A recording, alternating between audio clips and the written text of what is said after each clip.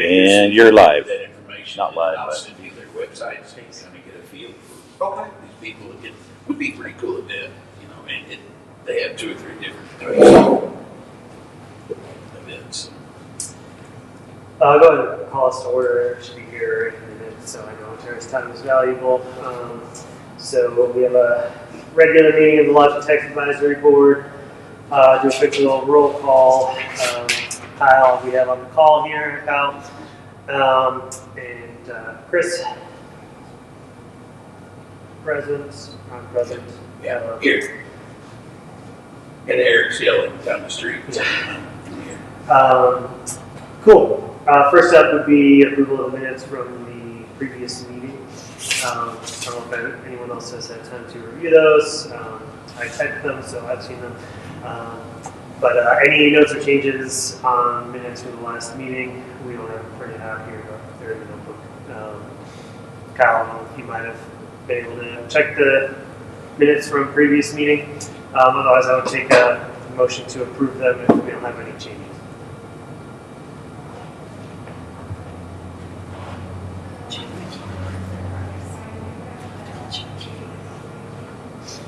Kyle, you're on mute.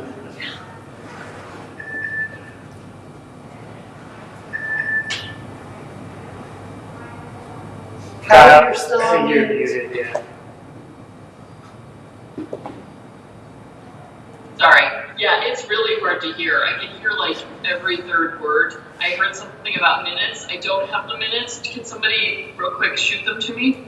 They're in the shared notebook where they always live. Got it. Okay. Yeah, no, I'm fine. Yeah, just looking to approve the minutes from the previous meeting.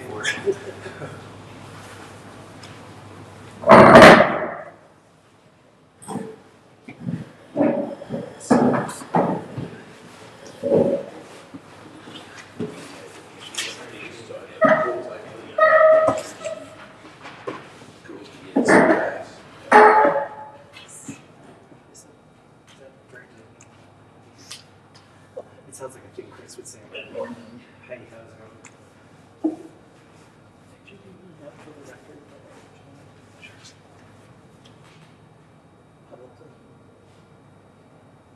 So is Audra attending this meeting as well? That's Victor. Oh, that's Victor. Okay. Because I said hello to her this morning. I was there, so was she. So, just looking for a motion to approve minutes from. I make a motion we approve the minutes as read. Second.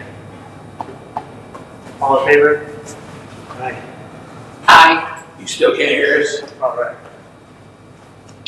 It's not great. I'll make it work. Okay, minutes from 11/18 have been approved.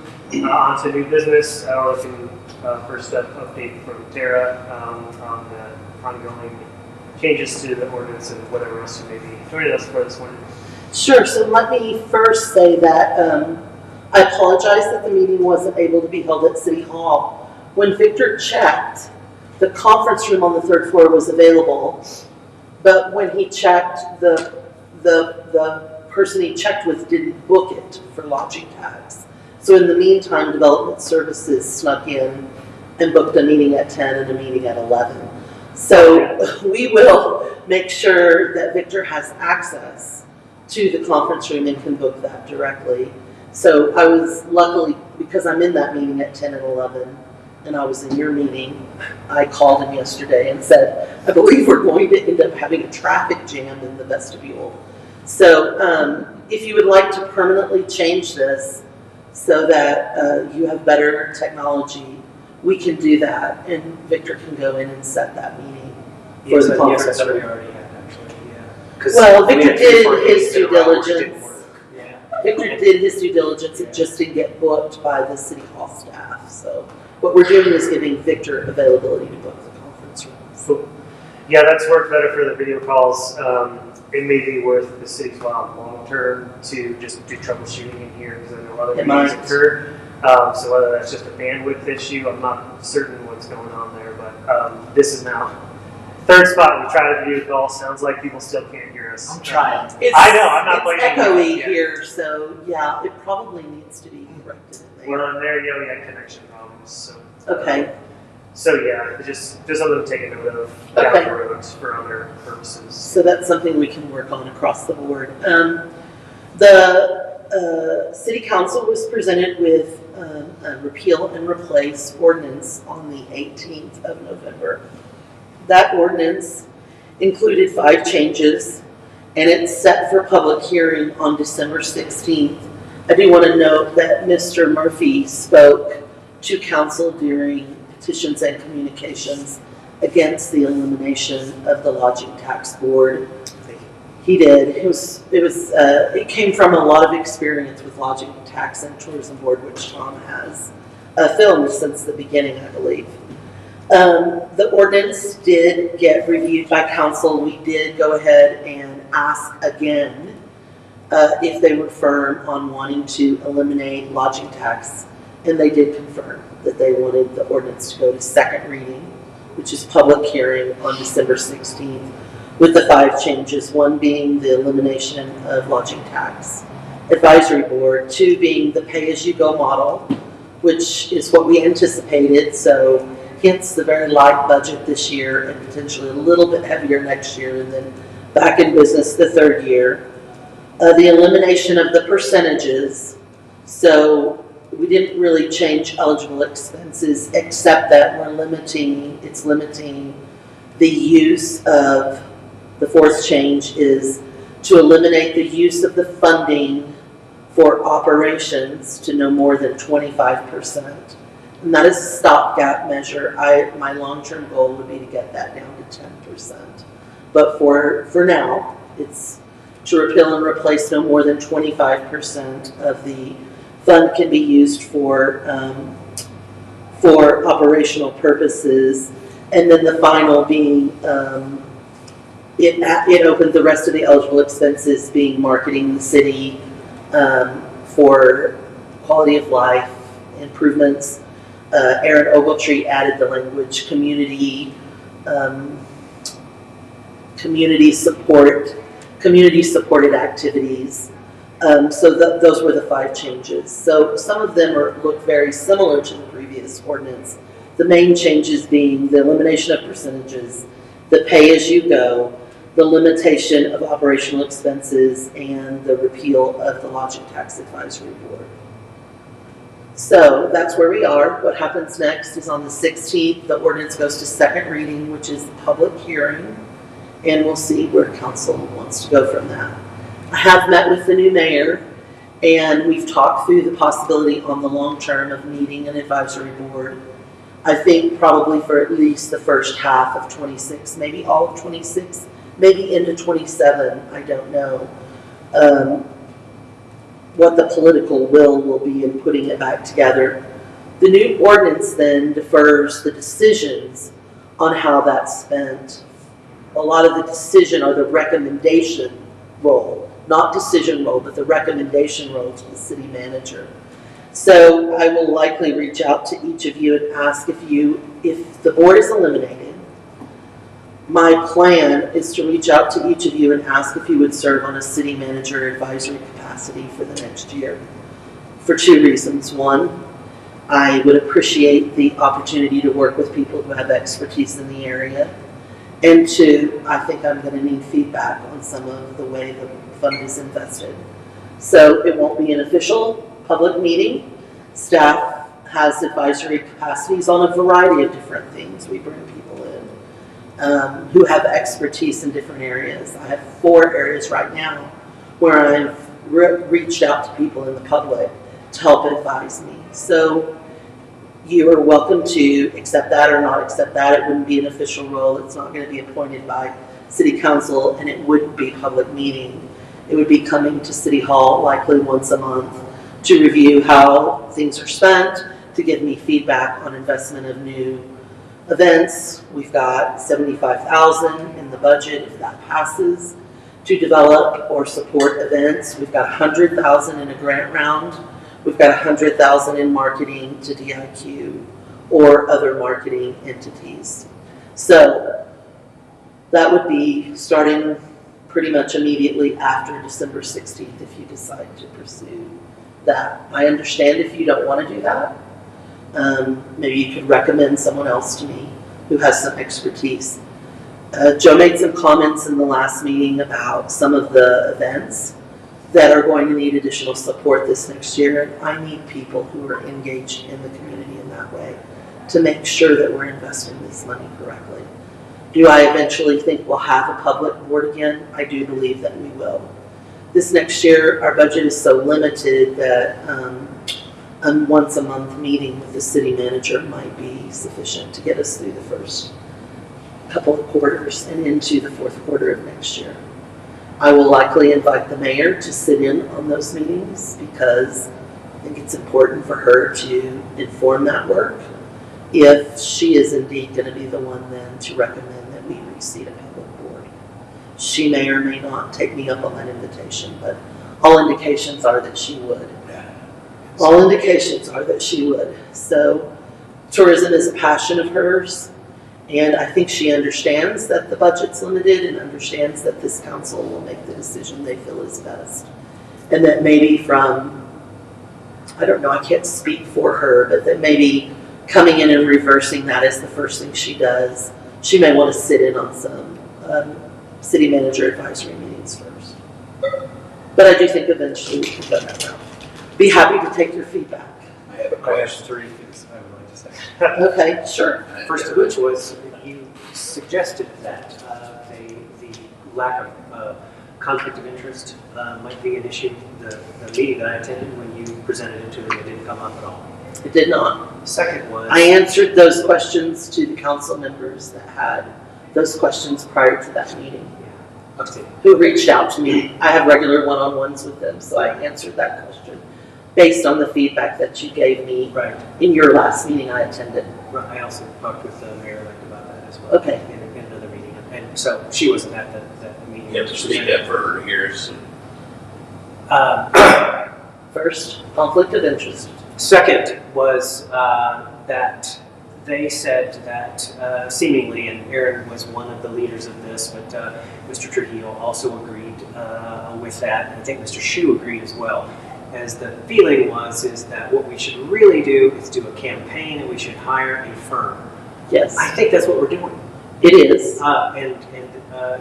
There was some suggestion or there was some feeling that the performance of this board was somehow not up to the standard that they would have liked. And this board's only been seated for 2.5 months, right? That is all correct. Not to mention the previous iteration, we discussed the dysfunction and the ways that the board was kept at arm's length from management of the firms. That's right. So we weren't responsible for this Correct. current situation. They also seem to say, and I would love to hear your response, that they also seem to say that the proper way to do this is to assign city staff to do these jobs. They did. But isn't that how we got to this situation? That was Joe's point in the previous meeting. I attended that one meeting and we weren't given an opportunity to speak, and so I was waiting until the 16th To do so.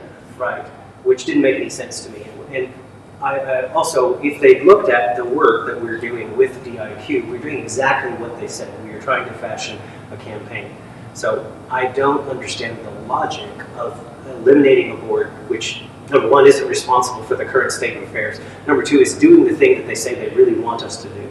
The third point was that it seemed to me that they ignored the question of expertise. They didn't address that at all. So if you're eliminating the people that do have expertise in it, I see what you're doing to try to address that.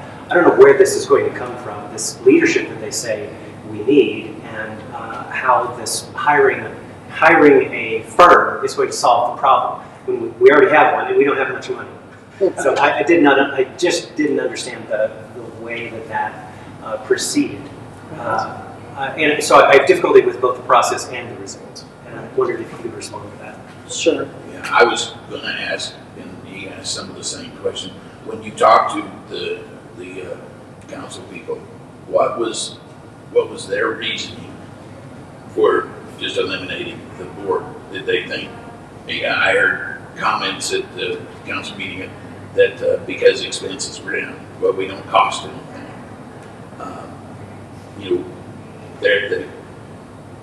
And like Tom said, and we've said this is probably, and I've been on this board for most of 8 years, Right.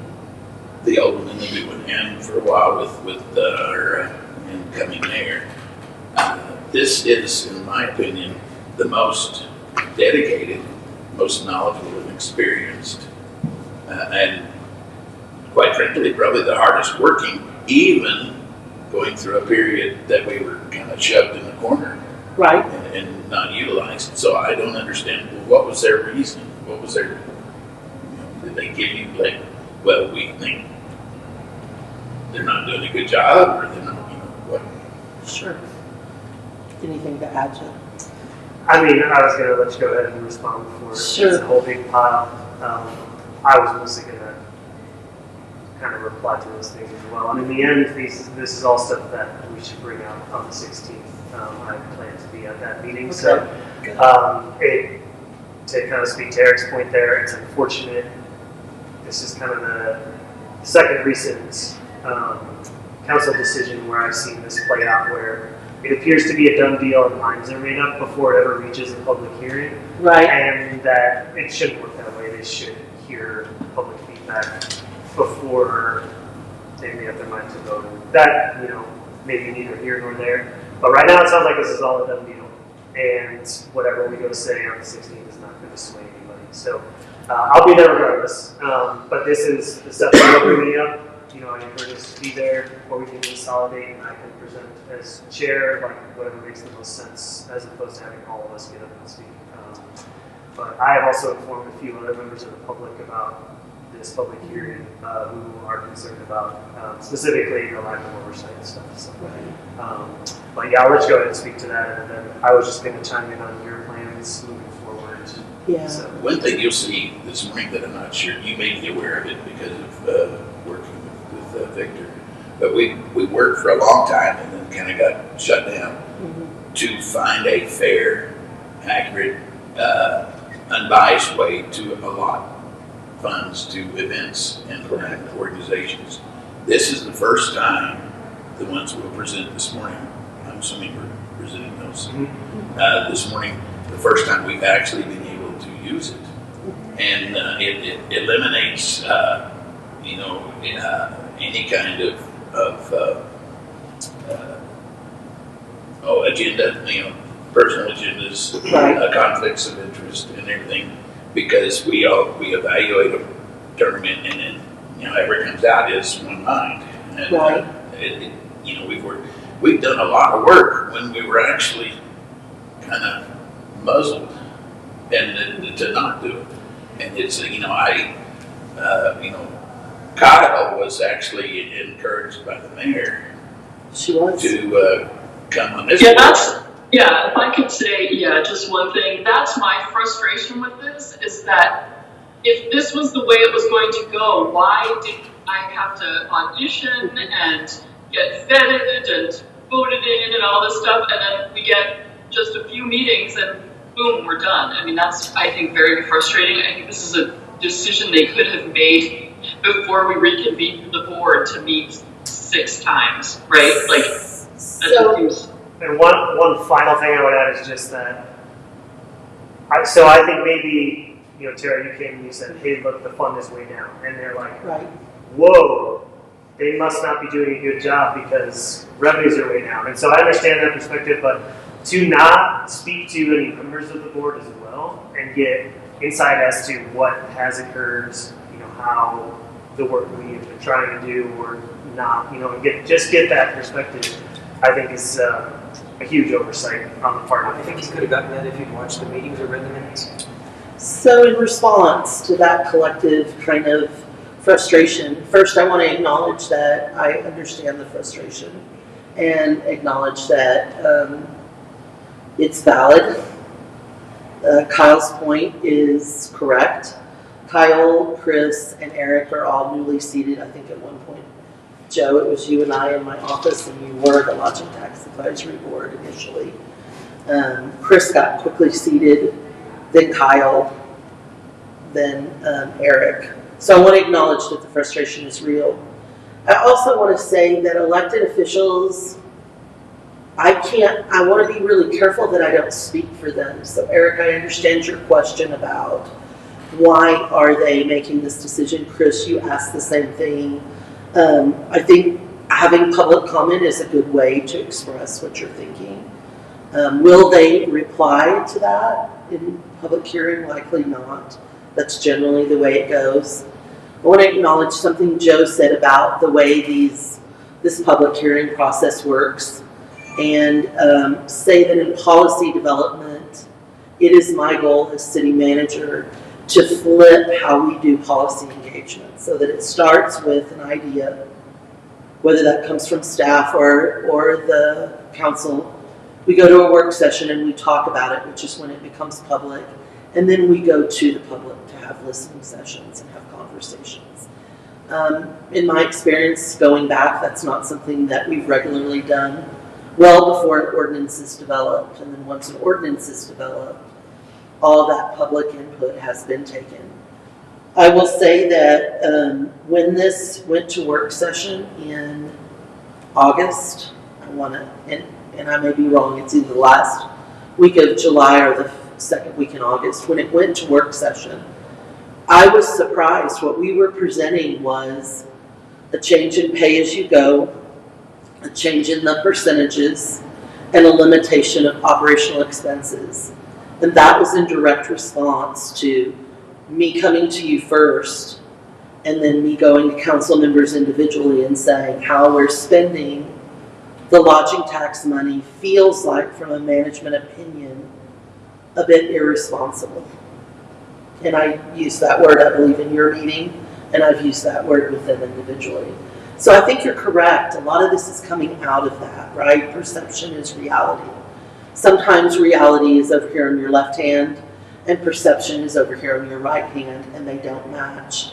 Yet what wins out at the end of the day in a very public way is sometimes perception. I'm not suggesting that that's what happened here.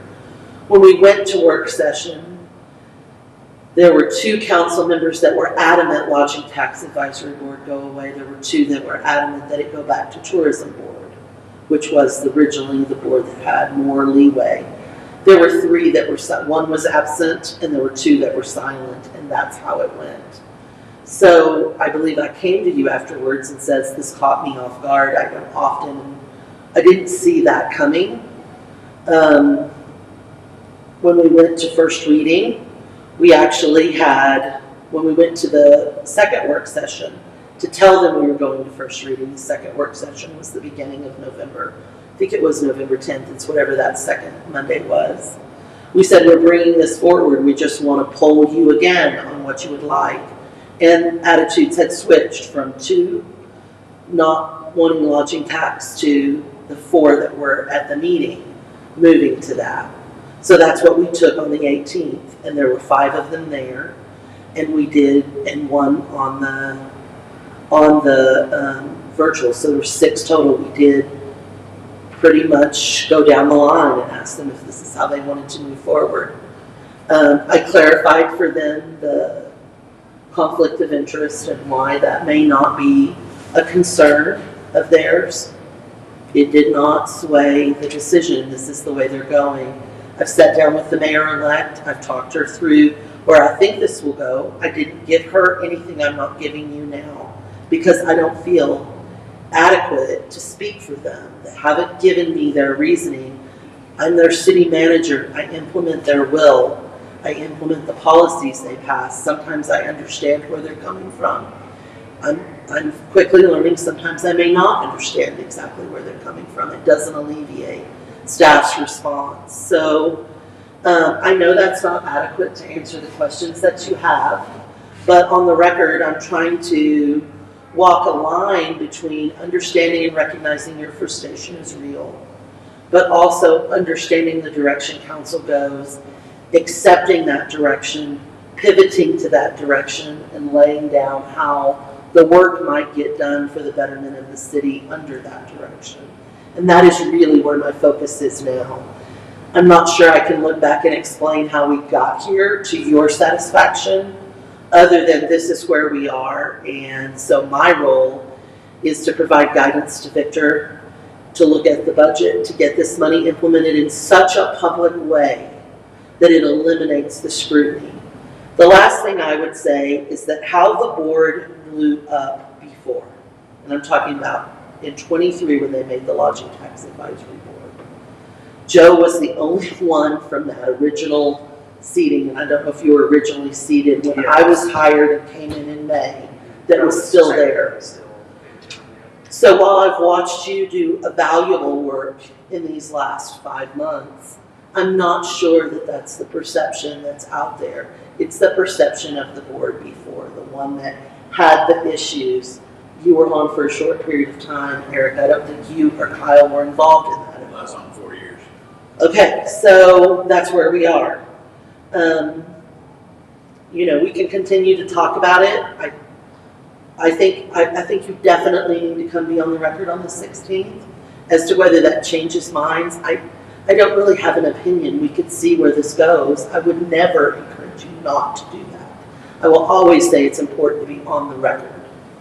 Yeah. Okay, now you had comments about my suggestion of where we go from here. Yeah, I'm encouraged by it. Okay. Because you obviously see the value of having I do. some level of, I hesitate to call us all experts, but more informed opinions specifically on the marketing and advertising front. Right. And that's one of the points I plan to kind of hammer home in the public hearing is that there is no city staff that has the necessary backgrounds to appropriately administer specifically the $100,000 for marketing and advertising. To my knowledge, no one has that background, and so. Well, I was a marketing manager for the wine industry for a long time, but let me be very clear that while I may have that in my background, there's 30 departments in the city, right? So You have a lot of things. there you go.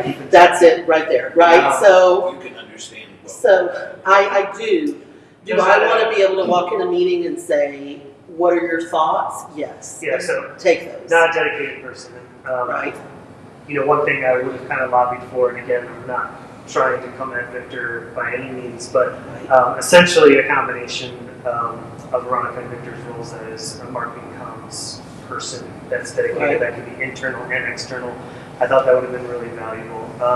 So the way things are shaking out, they're both doing excellent work and they're learning a lot. There's a lot to do, I understand. But there's a big gap there. And so I just am glad that you're keeping that in mind. I do think it's a little funny because it's this roundabout interim thing that's more or less the same, but with less public oversight because it's not public meetings. If you want to have them publicly, I'll do a staff meeting publicly. We're not obligated to do it. It doesn't mean it can't happen. It would depend on Mr. Murphy's availability and willingness to do that. Yeah. Well, I don't think it's so much that we want it to be. I think it's probably more appropriate, having experienced the barrage of people complaining about, for a while the city complaining about the board because they didn't understand. I think the more transparent we are, the better it is. A little background to when Cy was on the tourism board, I was there and several others. We kind of were floating along okay. We wound up with a member getting on the board that was so disruptive that we wound up sending a letter to Steve Ruger, well, not knowing that Steve, and this is my opinion, wanted to get a hold of some of that money to use it. And it was very obvious after time went by because there were things that were spent that we never saw and never knew about. Right. And it was it led him to advise some of the council, we need to change the board, they've got a big problem. And it was really one individual that was, she was berating city officials. She was berating, she jumped on the mayor in one of the meetings, jumped on me, and she had Marty crying at the end of one of them. And it was just not productive. And so that we just, we're looking at a way to do something about that. Instead, it went just blowing everything up. right? Yeah, I mean, we don't need to go too far down No. this route at the moment. I I'll think plan that to- history is definitely playing into this decision. Well, this is going all the way back prior to the lodging tax ordinance implementation. This would be under the tourism board. So we're Four required. members that were there, Yeah. that are still there. Um, Yeah. So, but I definitely plan to give them a rundown on, the previous iteration, how this all went down under the lodging tax ordinance, and just what occurred there, so they have kind of some more insight into that. But I'll say that for the public meetings. And just a suggestion, and this was the previous ordinance that you referenced. There's always the beginning of the meeting when you could do petitions and communications. And on the previous ordinance, that's when everyone went. Then the mayor calls the item and opens the public hearing. Speak during the public hearing for the item. Here's my feedback on what happened with the previous ordinance. And honestly, Joe, I don't know if it would have made a difference. Yeah. But you speak for 2 hours at the beginning of the meeting, and then we go on to consent agenda. And then we go on to approval of a land use issue. And then we go on to approval of a bid. And then we call the public meeting and a staff member comes forward to provide that feedback. And you're a good 45 minutes away from the emotional discussion that came in the public hearing. It would have been better. And the mayor gave the decision to the public on when they wanted to speak. I believe always to speak in the public hearing portion. Because what happens is they close the public hearing and make the decision immediately. So I'm not saying it would sway anything. I'm just saying most appropriately that feedback should be in the public hearing for the item, not in the petition and communication at the beginning. Yeah, I understand. Okay, Folks- just saying Folks that's just want to come in and leave. come in and leave, which is Yeah. fair. Um, But then you wait another hour and no, 15 I- minutes for the decision and it's not the one you wanted. Well, especially if it's Yeah. emotional. Yeah, I have seen that in a number of meetings. Right. It's just this barrage and the 6 people or whatever on the dais, and then we move on to other stuff. Right, very easily. Yes, Right. exactly. They're relieved to be out of the public pillory. And then an hour later, the item comes Yeah. back up for vote. Right. Point taken. um, What other questions for me? Well, I want to reiterate what he said. I am, very glad, very impressed that you want to continue with some kind of advice. I told you in the beginning I didn't feel like it was being used well. That one of my goals all the way back from May was to address this. Did it go where I thought it would? No. Okay. How do we make it go where we want it to be a year from now, 2 years from now, 3 years from now? So I'm considering this a reboot and a rebuilding year. And then we'll see where it goes. And honestly, if you don't want to do the advisory part with me, I'll just go find some, I'll need that. So I'm happy to take, if you decide not to do that, I fully respect that. If your level of frustration is there, I would just ask you to give me a couple of names of people you think would be good. And I'll respectfully reach out for them instead. 5 is a great number. 7 becomes unmanageable. 9 becomes impossible. So 5 is a good number. How about 12? Yeah. I think my only hang up with the way things, everything makes sense. Obviously, we're talking about, with the exception of the elimination of a board, whatever Right. that looks like. The 25%, up to 25% Yes. on OpEx is a minor red flag for It me. is. Yeah, but you said you want to bring it down. So It's down from the 65, 70% that's there And now. that's recognizing that the city is in a major budget crunch. I totally understand. It It's is. like, well, we can use lodging money to fill the gap. But I do know that was a public concern Very complicated. when It's a big the campaign. doubling of the tax Yes. Yes, was up for vote. I was the public then. Yes, yeah. Yeah, so when we were looking at jumping 6%, that was a huge issue where, Yeah. people don't trust the city to spend money appropriately. Right. This is public perception from what Right. I've heard from individuals. So, The budget process next year will start. You'd asked Joe in one of the meetings to start the budget process earlier. So the budget calendar that we've set now, it'll start July 1 this next year. budget is due to city manager's office by August 1st by charter. It is. So with that new budget should come an amendment to the ordinance, right? So you kind of set your budget, you lower that amount from 25 to 15%. Wherever we are, we can see where we are. And then you make that recommendation with the budget for a change of amendment. And I feel like if we're bringing back an advisory capacity or a tourism board, we make it, we see how it goes with the new council. If they don't bite, we go through another year and make it then the next year. But the idea is to bring that to 10% or lower eventually.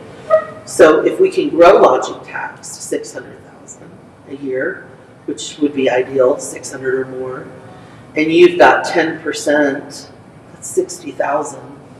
That still leaves 540,000 for lodging tax, and that's where I want to be in the 2028 budget, right? I want to be 500,000 or more available, and at that point, having either a tourism board or an advisory board of some capacity would be the ideal of where we go. So the question is just how do we get from here with 100,000 in marketing to a more robust $300,000 or $400,000 budget 2 years from now?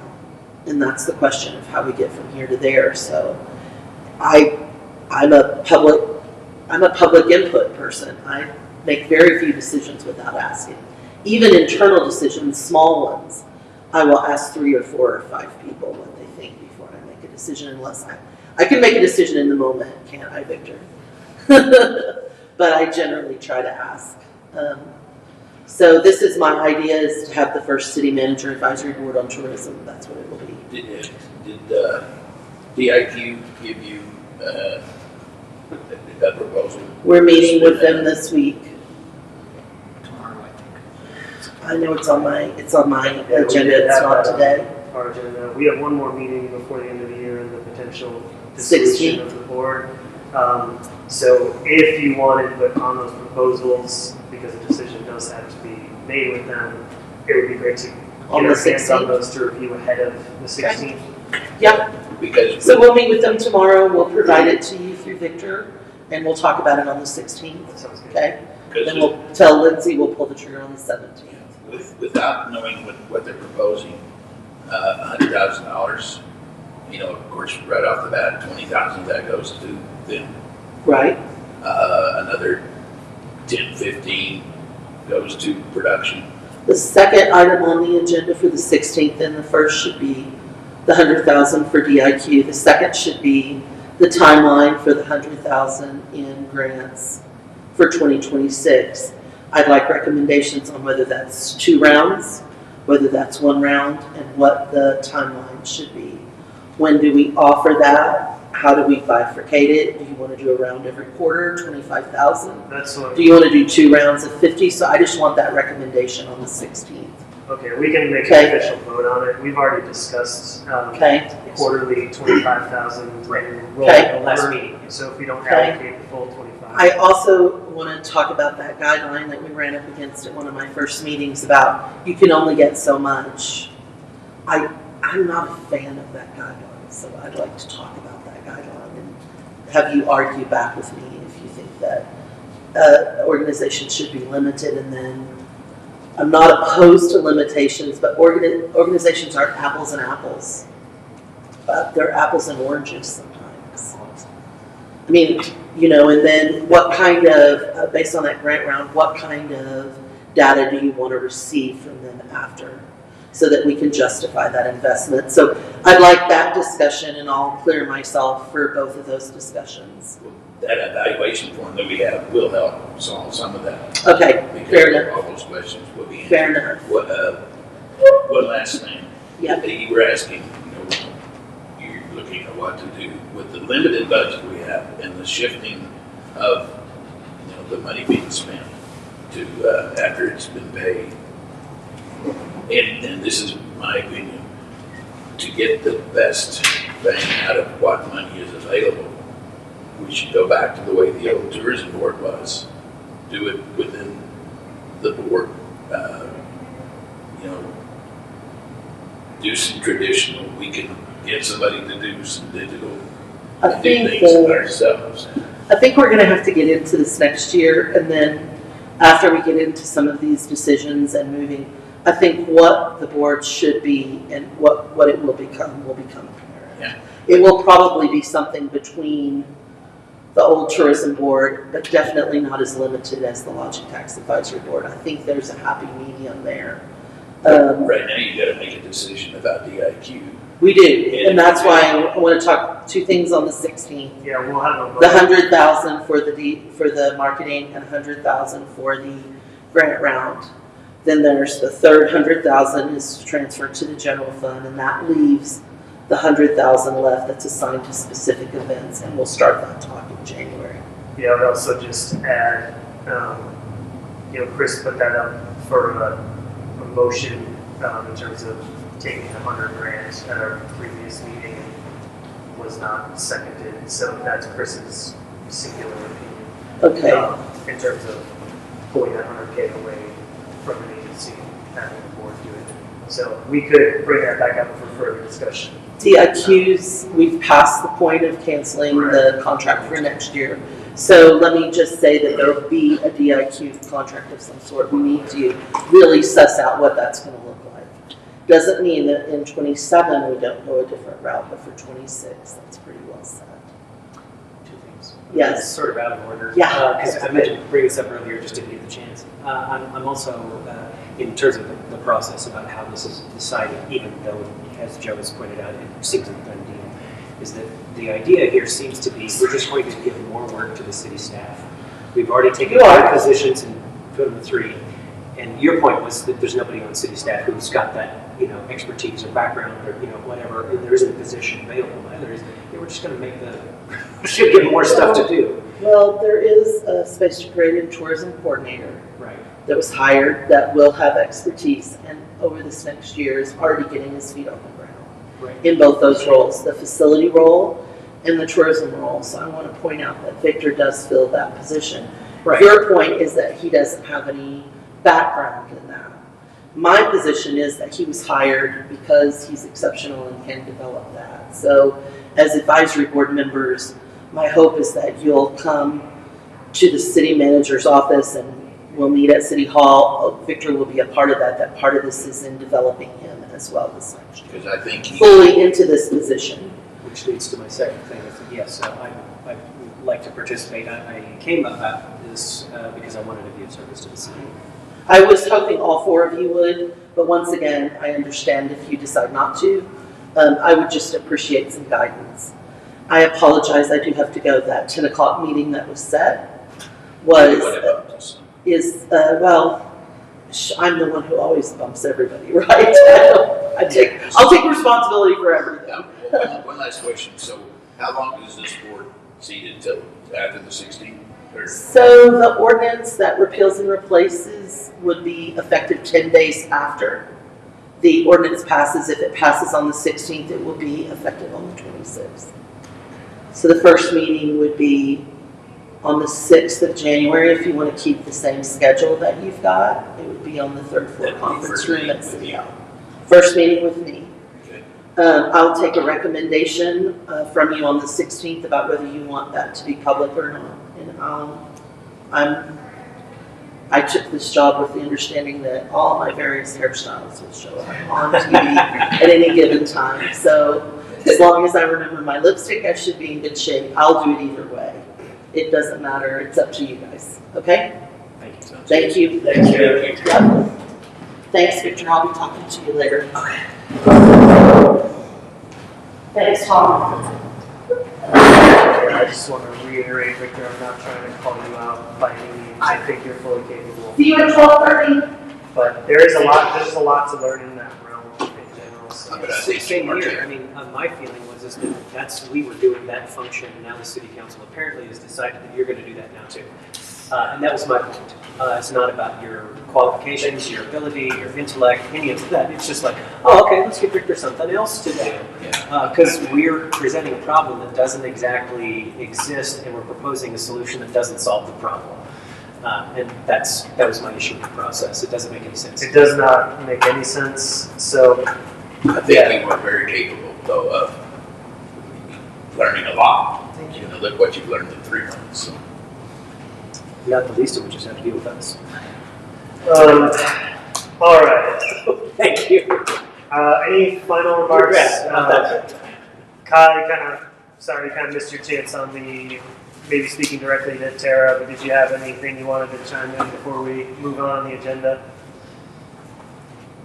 Well, thanks for asking that. That's okay. I mean, it's my fault for being out of town, but I think I've already expressed, I'm frustrated. I'm actually going to start considering other options. I think I'm going to go out on my own and come up with a way to promote not just Trinidad, but Southern Colorado. So I'm working on that. But it's inordinately frustrating. It's not like we're paid to do this, or anything out of it except giving up our time and volunteering to try to come up with better ways to help this city that shoots itself in the foot since I've been here for 4 years, every chance it gets. So it's a shame, but I get it. It's just a battle that we're not going to win, I think. And so I think we all see the writing on the wall. And so we have to decide personally if we're willing to, be an advisor to Tara or whatever. And I'm going to think about that. But I think it's pretty clear that it's heading this way. I will say that I've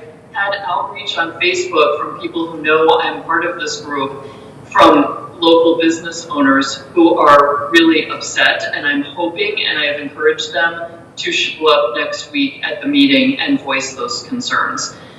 Because as we've all talked about, the reason we exist is in part because of the lodging tax, right? You need another entity helping drive this forward, and that's why you gather a group of people like this who have expertise in it.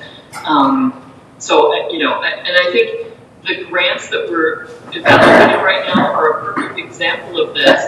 I was disappointed not to see more requests for things that were much more targeted tourism-based asks, right? Everything in there, except with the exception of 2 things that I think are really strongly, obviously tourism related, I think barely makes a case for why it's, a tourism based thing to offer. And so I really struggled with those. I tried to be as kind and generous as I could, but I think it argues for how we've not been able to come up with a way to do outreach in the town that helps people understand what's available to them and helps them promote themselves better.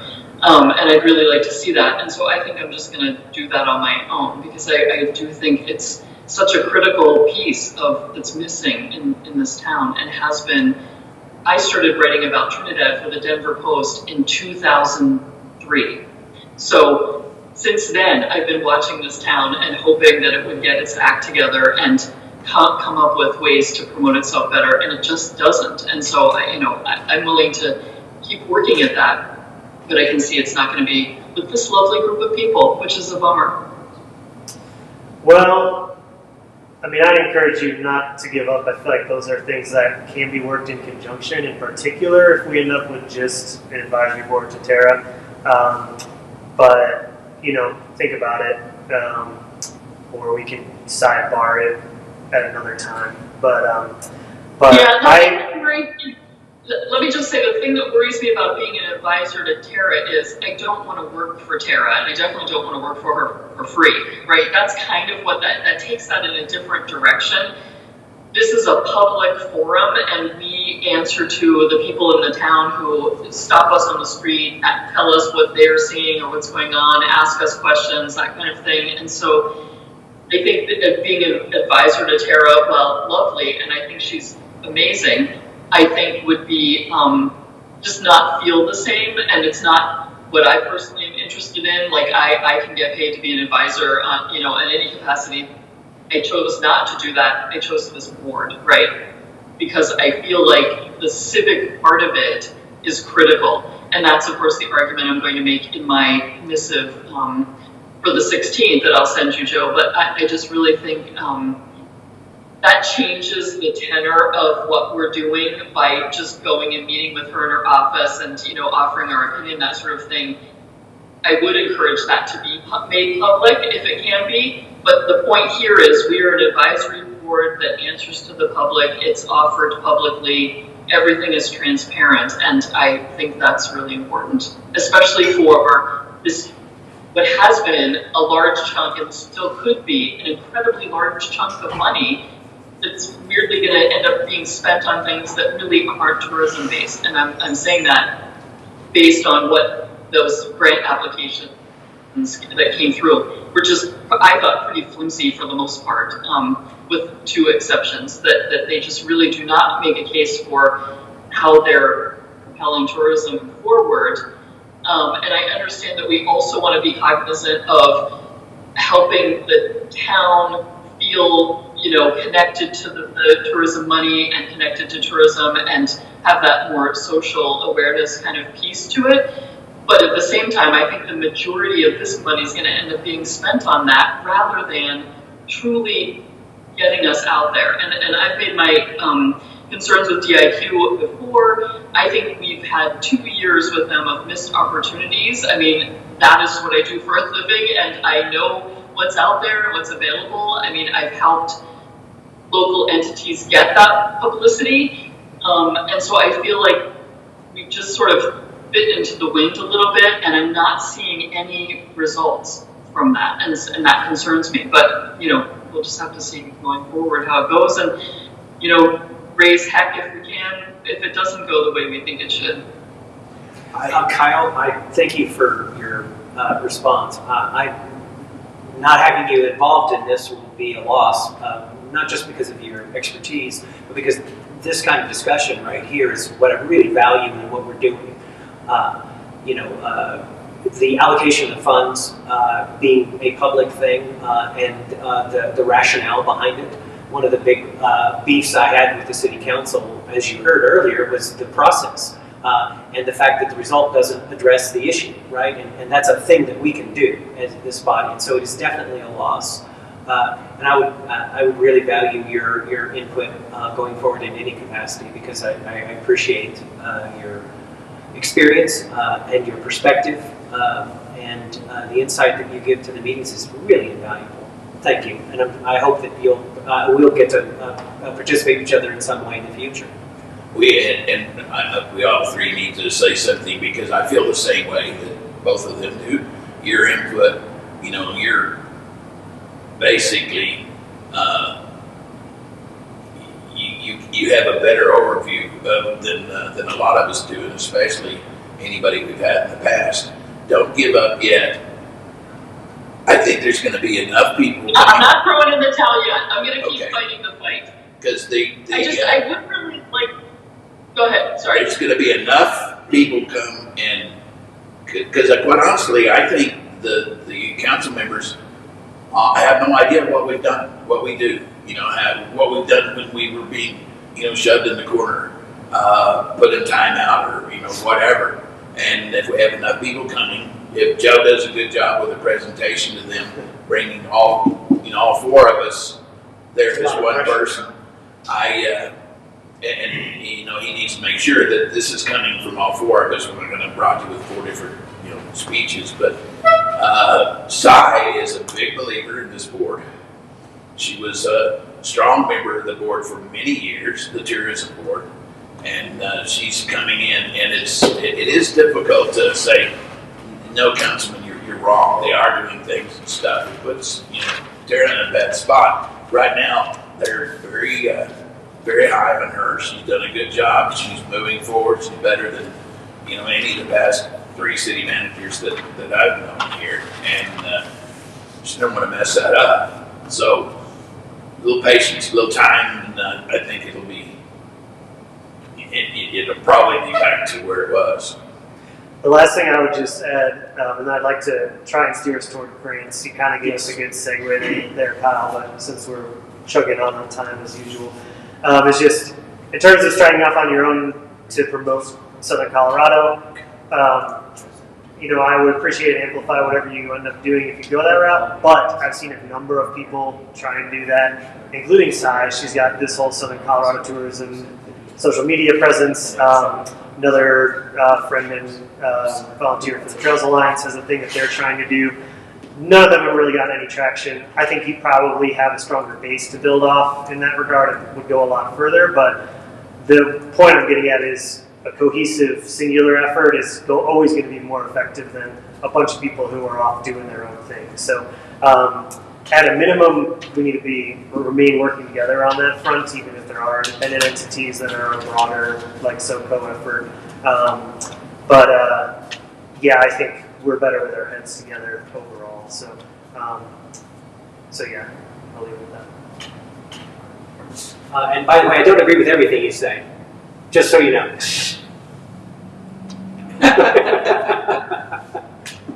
That's why we're such a good board. Yeah, you guys are so great. Yeah, this will be sad, but we'll see, right? And like I said, I'm not throwing it in yet. I think there's some other things that we can do. I mean, I've mentioned this before. I'd really love, and I've talked to Rhonda about this over at the college, is that I think we could offer some things that could help people promote themselves better. I see that as a real problem in this town, is that people don't understand how to use social media. They don't know the things, they don't know the resources. Like, I'd like to tell people what the resources are that they could be using, to generate press releases and get information out. So I'm thinking along those lines of like, let's, teach people how to fish kind of thing, instead of just throwing their stuff on social media, help them understand how they could better be using their own entities to, propel themselves forward. That wouldn't result in everything being on DIQ, right? Let's have everybody own their own promotion and understand how that works and how to best utilize it, rather than putting it all on DIQ, which is not even an entity that lives in town like we all do, Yeah, I think that's a good idea, and I guess something that we should look at if we have the opportunity to, some kind of toolkits, public meetings where we instruct and take questions and stuff. Yeah, that's a good one. And that also then we can coach to have everyone has their own flavor, but there's a singular voice that carries through, right? So it's like, what are we hitting on for Trinidad that goes across every business? So yeah, Tabby. We really do need to start pushing to that. Yeah, sorry. Yeah, grants are going to take a while. Yeah, thanks, Victor. Yes. All right. I'm not totally certain the best order to go in here. I guess we'll go alphabetically, which would start us with, I'm not sure if it's Academy. That's what I've been saying. Yeah. So Academy Labs would be up first. I will echo Kyle that I agree that the majority of these were not a strict tourism focus in terms of outside reach. There's a lot of, this is kind of more for locals or a very near circle. I think we should weight that more heavily if we get the chance to evaluate future grants. And as I mentioned in my last email, I did see a much more thorough scoring rubric that was attached to whatever version of grant application that State Land had. And so we should look at that one because I thought it was a really good base to build off of. That might hit on some of that. But for now, we've got what we got. I've got everyone's scores in here. The way that I did this, as I told you when we talked through the process, they're weighted decreasingly as the questions go on. So the highest weight is, does this focus on drawing people to Trinidad, moving down the line. So those are all multiplied out. So question 1 is multiplied by 6, question 2 multiplied by 5, 4, 3, 2, 1, etc. I then took an average because we have a board member sitting out for the Main Street Live application. I averaged it out by the number of responses. And so that's what our scores going to be in terms of mapping it to an allocation. So right now the maximum score would be 105 for any given application. So that would be recommending $5,000. And then 63 to 83 would be 2,500, 42 to 62 would be 1,000, 21 to 41 would be 0. I think we can't be locked into those because based on the way things stand, we would be spending more money than we have. So we do have to have further discussion here. So what I'm going to do is I'm just going to run through the scores for all 5. And then we'll talk about each grant independently. and we'll have to make some decisions within there. So right now, starting with Academy Labs, the total was 86, which puts them in that top tier. So ranks pretty favorably there. Next up would be Main Street Live. We have them at an 88.6, so also in that top tier. Mount Carmel, 85.75, so also in the top tier. Skateland, 75.5, so that would be 2,500. And then Triggers, 82, so that's also 2,500. So that would be 3 allocations of 5,000 and then 2 of 2,500, which puts us at 20K, which is $2,000 over budget. So we need to kind of drill in a little further, decide if we want to not allocate money, allocate less to one of those or multiple of those. So let's just kind of start with an overview of how we felt about the projects at hand. We'll start with Academy Labs, and I'll just kind of put that ask on. some questions before we get into the discussion. Sure. Because I didn't see a way to evaluate this on the rubric, right? One of the things about Academy is that they're relying on basically 100% of their project on the tourism board grant, right? 98%, something like that, and there's no match that's required, and I don't know if that should be a consideration of ours, right? And that's not on there anywhere. And I know that's not part of the thing, but it could enter into our discussions. Like, Yeah, I wish you would have brought that up when we were discussing the process. Well, because I never seen a grant, right? I saw the rubric there, and I I thought, did okay. share an example of previous grants from the last year, in addition to the full rubric. I do think that's valuable, and we should consider it. So again, since we're going to have to make decisions, we can factor that in. Absolutely. Yeah. My other question about Academy is this. It may have been the one that Kyle was talking about. Is that it does seem geared like exclusively at tourism. It is for tourists, which is an awesome thing, right? This organization does not historically, nor is it anywhere else that I know of, exclusively fund explicitly tourist activities. What I mean by that is every arts commission, every arts funding mechanism that I know of in the state of Texas and in Colorado, and I've evaluated grants from other states, the lodging tax has traditionally been a way to fund local organizations and not just tourism. There's lots of fights about that, but it is a principal means by which many municipalities and state agencies fund local organizations, particularly arts organizations. And so that isn't factored into our decision. And I've heard people talk about, is it exclusively tourism or not? And I think Academies clearly does that. That is who it's exactly for, right? So there's no question about that.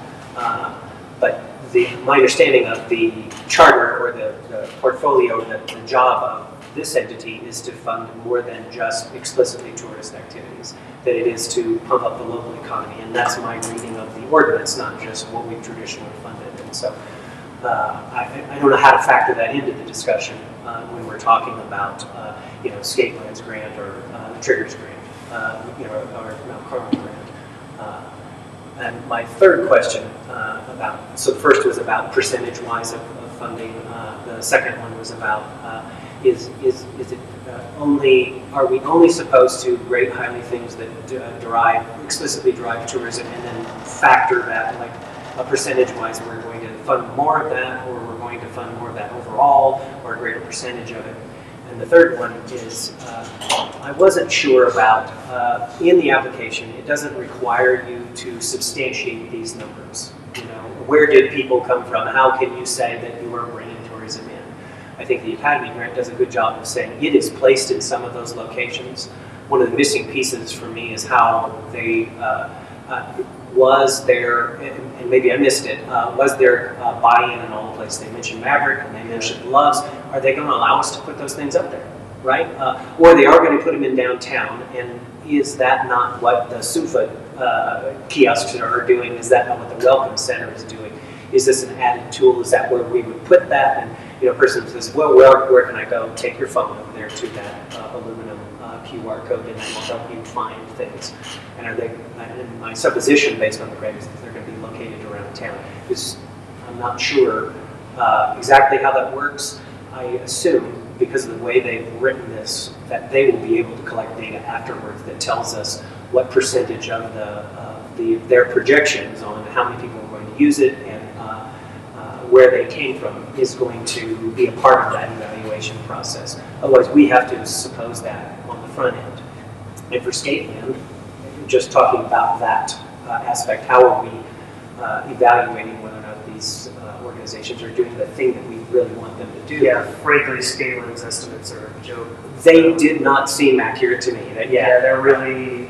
And not checkable either, really. Yeah. I shouldn't say a joke. You don't have to fund any. Oh, no, I understand. Just how do we make that decision? I see the rubric. Let me try. Going just by the numbers. That was quite a lot. Yeah, sure. Okay, go ahead. I have a question about Academy Labs. The one thing that struck me, and maybe I'm incorrect, there's not a mechanism within there for them to earn money from this, correct? No. Yeah, it's not monetized. No.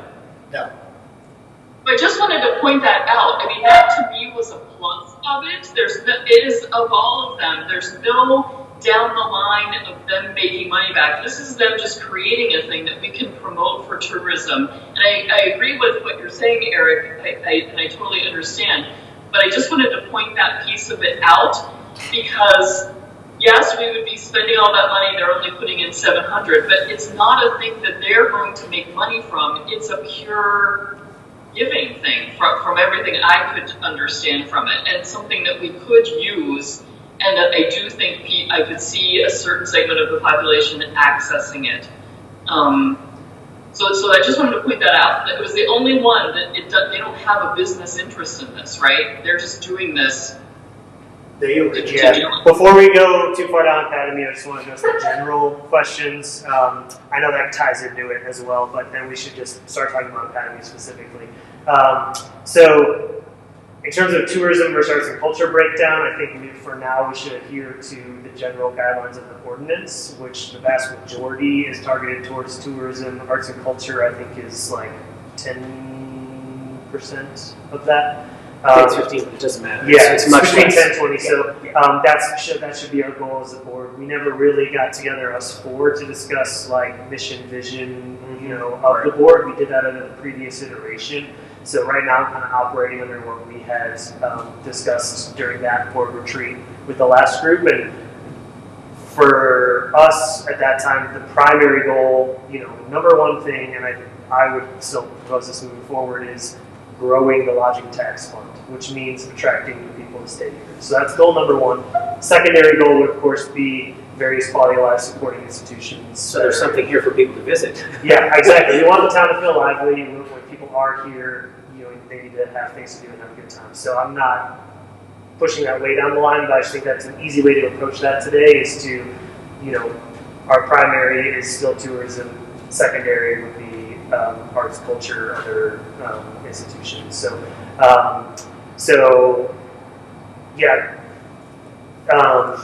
Going into Academy Labs, I agree. I like that it's tourism focused.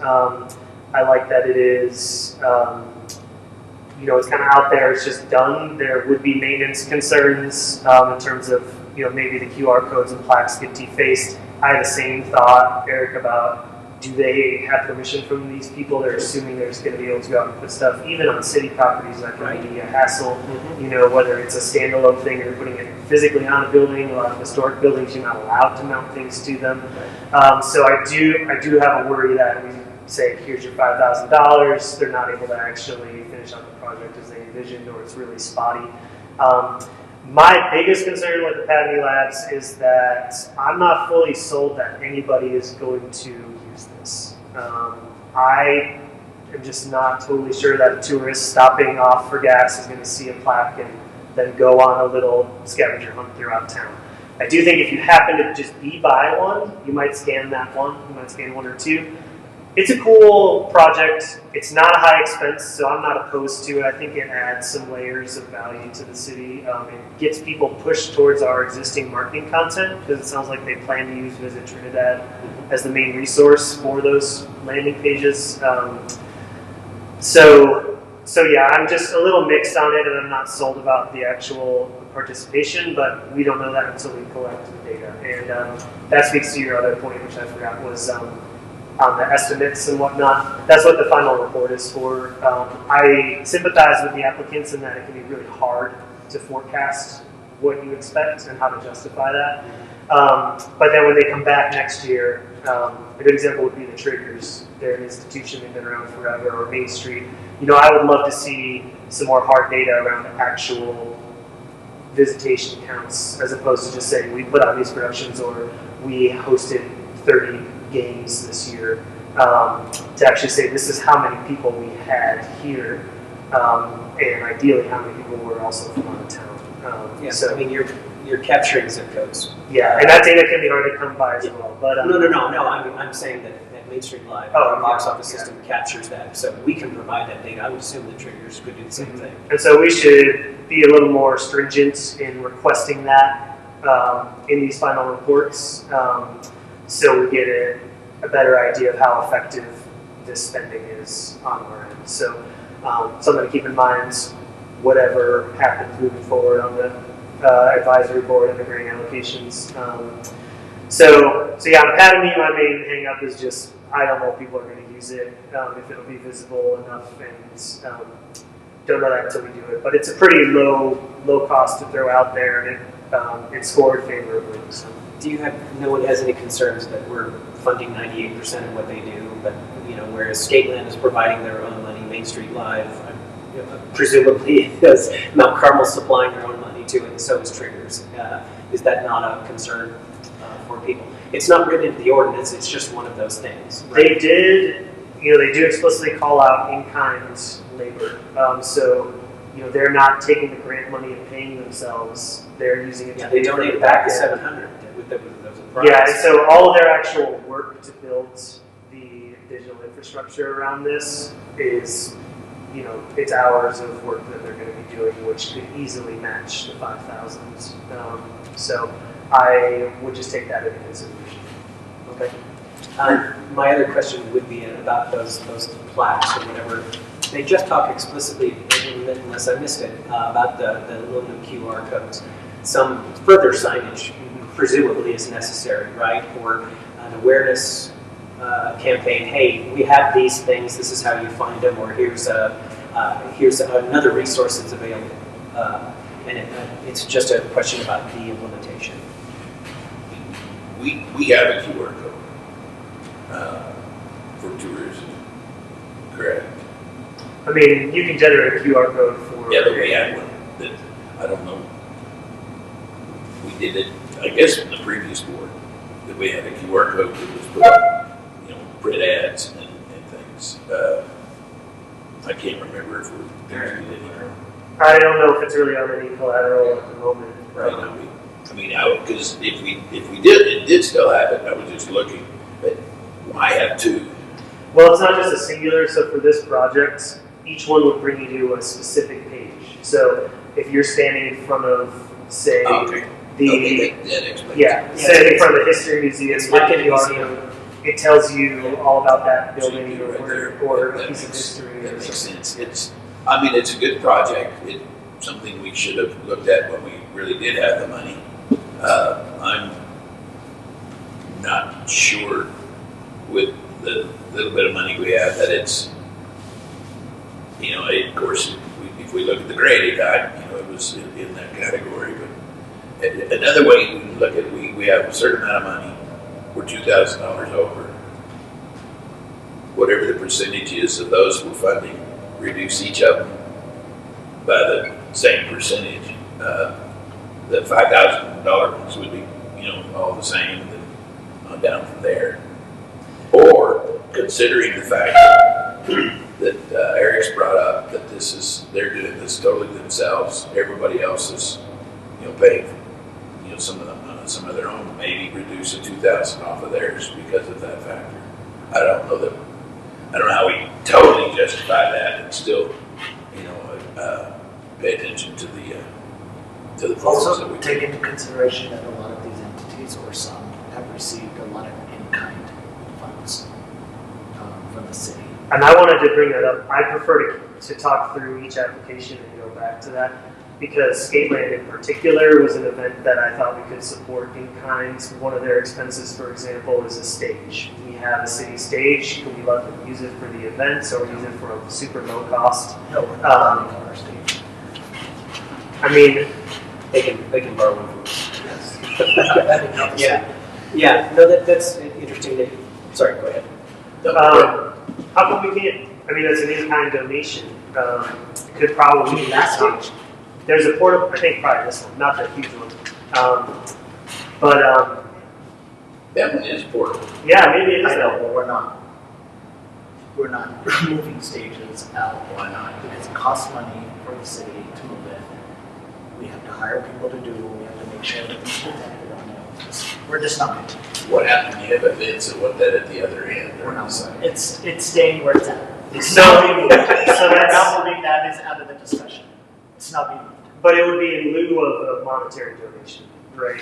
So it doesn't come out of the lodging fund, it does hit somewhere else on the budget, but that's an in-kind donation.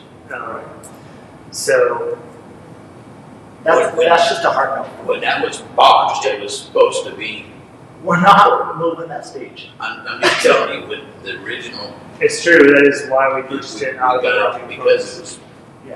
portable. It's been set up in here, In order to be used for this and things, so, yeah, that is totally part of the purpose, of why it was acquired. Is that not the one we used as a funny trail days, or we didn't rent one? No, that's the one, yeah. That one was used. Did I miss that in the Skateland? What did they want a stage for?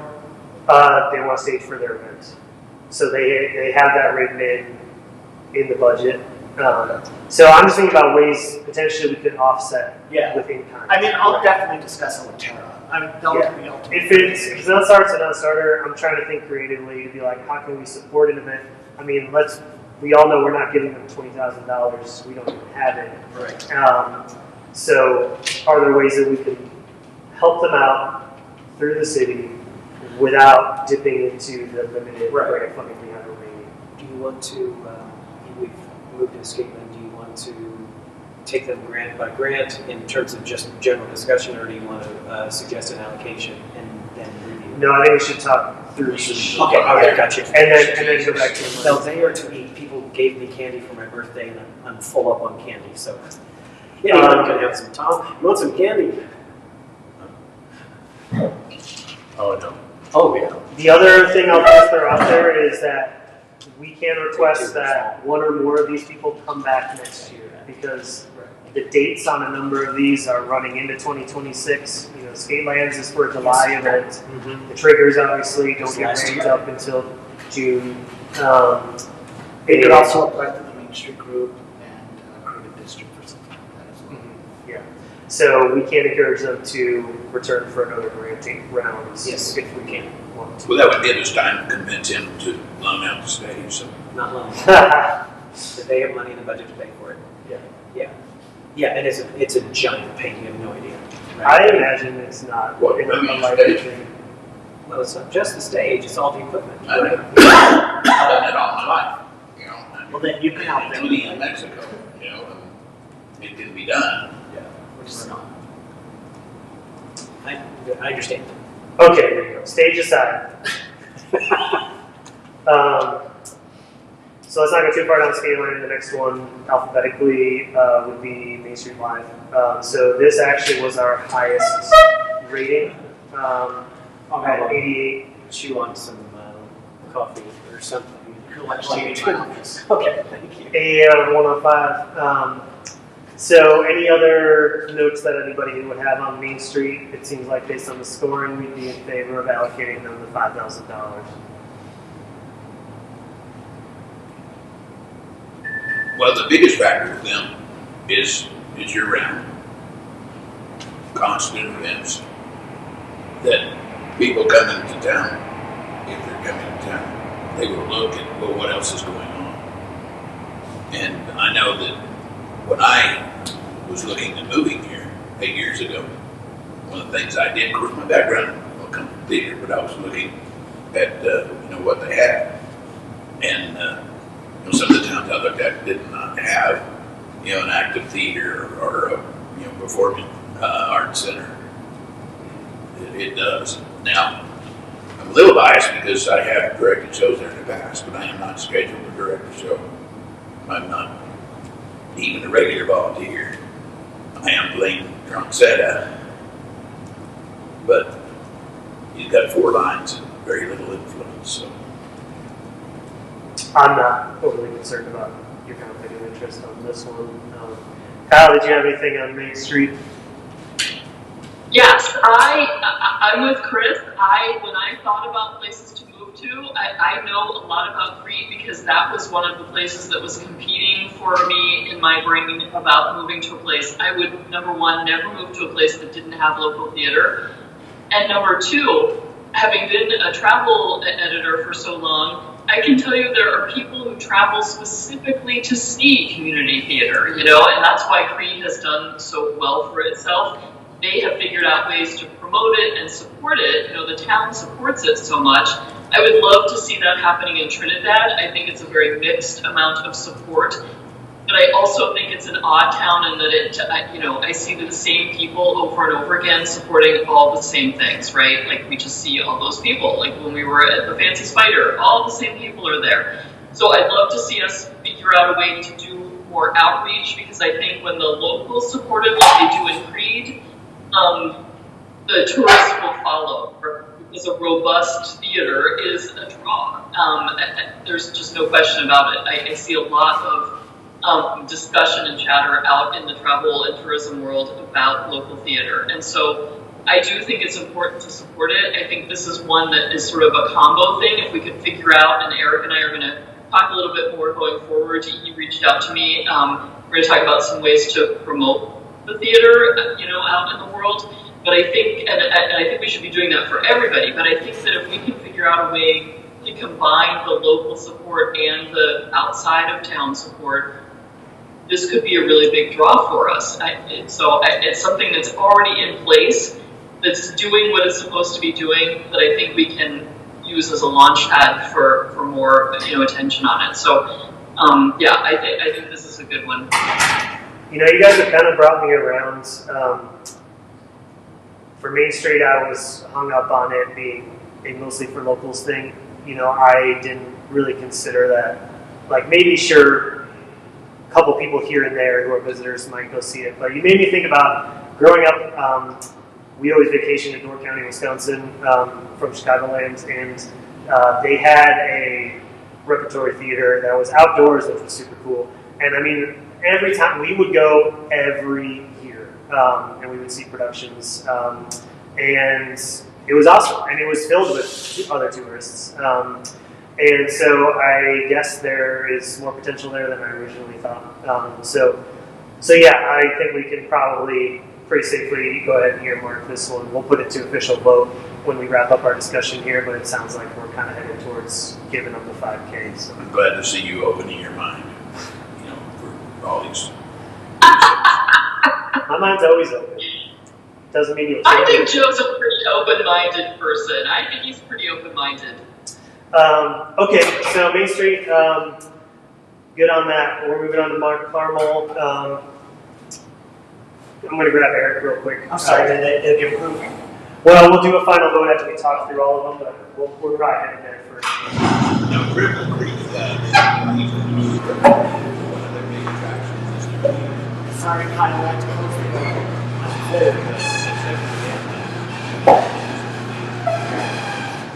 I know, thank you. Okay, so Mount Carmel, any thoughts around that one? Sure, just general thoughts. One of them is this falls under the category of local arts, right? And by definition, a local arts agency isn't going to be able to fit the criteria that you have for a strictly tourism event, right? they may be drawing in people from the outside. They explicitly said in the grant that they wanted to hire local musicians. So it is part of that cultural, rubric that we have, but it's also not the same thing as Fancy Spider, right? It's a completely different animal. I did have concerns about it in one way, in that, I'm not throwing this stone knowing that I don't live in a glass house, is that, they do show deficit spending for all of it. And so we're trying to help support a thing that hasn't existed yet, that they would like to try. And our job here, I think, is similar to the Fancy Spider thing, is that it's a concept for them, a winter concert that they have not tried yet. And that feels like a thing that we would want to encourage. And this goes back to the academy argument as well, is that project is part of the college, which is supported by a statewide organization. Mount Carmel is not relying solely on us to make this thing work. Mount Carmel is a larger organization that this is a piece of, and I happen to think that is a good thing, right? That we are the only source of income and the only invested constituents, if you will, in helping this project to succeed. I agree. Nicely said. Oh, thank you. I've been practicing almost as long as Chris. Anybody else? For me, the only question I had was, if I were another entity that presents music, I would ask, why would we give them money and not give everyone who has musical events happening, right? And so the seasonality of it, I really appreciate it. I think there's not a whole lot for people to do in winter in town. I don't know if this would be a draw for that or not. And I agree that the fact that they're putting up money and they have other things going on is definitely in the plus category. I think my question really just was competing against other music entities that already are struggling to put music on. And they're going to have to do it in venues around town, right? And I was confused about how that would work, because they said they're going to use multiple venues, right? Was I reading that correctly? Yes. Yeah, the Mount Carmel Chapel is one of them. Sister Blandina Park. Sister Blandina, and I don't know how that works, because of the weather, right? We have been informally approached at Main Street Live to be one of the venues. We have not signed anything or agreed to do it, but we were one of the possibilities. And I did note that ambiguity in the grant as well. Good point. You could do it here, but they'd have to make a formal application. They're not process. Well, we did partner with Mount Carmel, so they're able to use our venues for free, and we're able to, the city is able to use their venues for free. Yeah, I guess my other question is, would this be free? They're free. Sorry. Yes, yeah. So these are free concerts. that is how I was going to address your concern about versus the other organizations putting on events, musical events, is that those are ticketed, and that these are free for the public to attend. That being said, I think that they are really poorly promoted. Mount Carmel does seem to have a big draw. Like, I see just waves of cars over there for random, like, their holiday markets and stuff. Yes. So that seems to get the word out. I'm not impressed with their counts for this. They had 400 for the whole last series. And that was not per event. That was 400 attendees for like 6 or 8. It's like 6 concerts, I think. Yeah, Sister 5 or Blandina 6. was one of the locations. Right? Yeah, and I think they did all of them there, and that's a good idea because you know what to expect. Yes. But they are definitely dropping the ball in terms of getting the word out. They mentioned having a little bit of advertising at hotels, but otherwise the examples they have in the application are just in their existing pamphlet newsletter, which is overwhelming to look at. It's packed. Yeah. And you have to know where to find They that also stuff. promote all their events on Facebook. Yes, But again, it's a barrage, right? Right. Because they do all those things that we talked about getting off of our calendar. The diabetes screening and all that stuff. Right. So I kind of would be inclined to scale theirs down a bit, where we're still willing to support them, but 5,000 feels like a lot to me, especially on a winter series they haven't tried before. And kind of to speak to what you were talking about earlier, Kyle, this is maybe an opportunity for us to get involved and help them on the promotional side to kind of just push them to be getting the word out maybe more diverse ways and more thoroughly, because I think they could be better promoted. In particular, the summer series I think is really attractive, being outside at Blandina.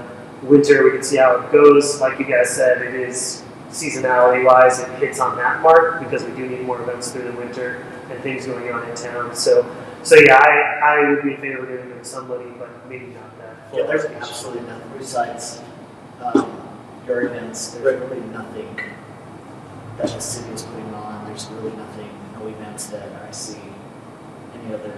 Yeah, we just passed the big thing, Yeah. right? The big weekend. Yeah. Other than the commercial operations in town, one of the things that Carmel adds to it, because you get into such a gray area with what affects tourism, is Main Street Live also affects is it gives the city a better overall look of, hey, this is an active city. They've got all these things going. They might not go to a Mount Carmel concert. They may not go to a Spider concert. As long as they know that it's going on. But things are going on. They see and hear this, and they may not make it. May come to town in between shows or something. But it's the overall awareness, and that's another thing that that we need to get out. And we're trying to convince people to come here. Is we've got a lot of stuff going on anytime you come. I would probably encourage them to hold these all downtown as well, as Mount Carmel's kind of tucked away Well, over there. I think we should, if we give them money, we should give them at least some advice. Yeah. We are supposedly the experts, so. Okay. Any other last notes on Mount Carmel? Moving on, we have Skateland. So we did touch on this a little bit, but anything else on Skateland? They're asking for $20K, which is quite a lot. The primary activities here would be restoring their marquee, and then the event itself seems like a decent expense as well. Yeah, I don't think that's in our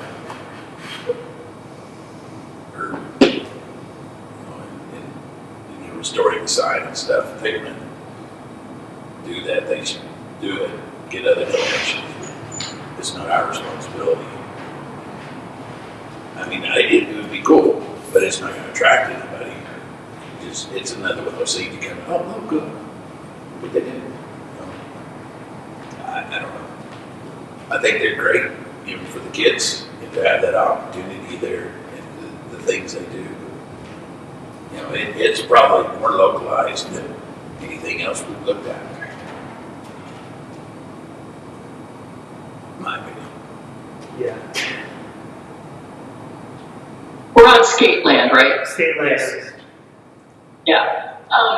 I just wanted to say, it seemed to me like a significant portion of the money, or some of the money, it was going to go toward a party to celebrate having the sign, and then somehow they were trying to connect that to, getting attention for the town. I didn't see that as a natural, that's not an organic thing. It feels to me like that's a business need that they want to make happen, and this would be a convenient way to raise that money. But I really do not see that as a tourism draw, and I would argue even as a local happiness draw.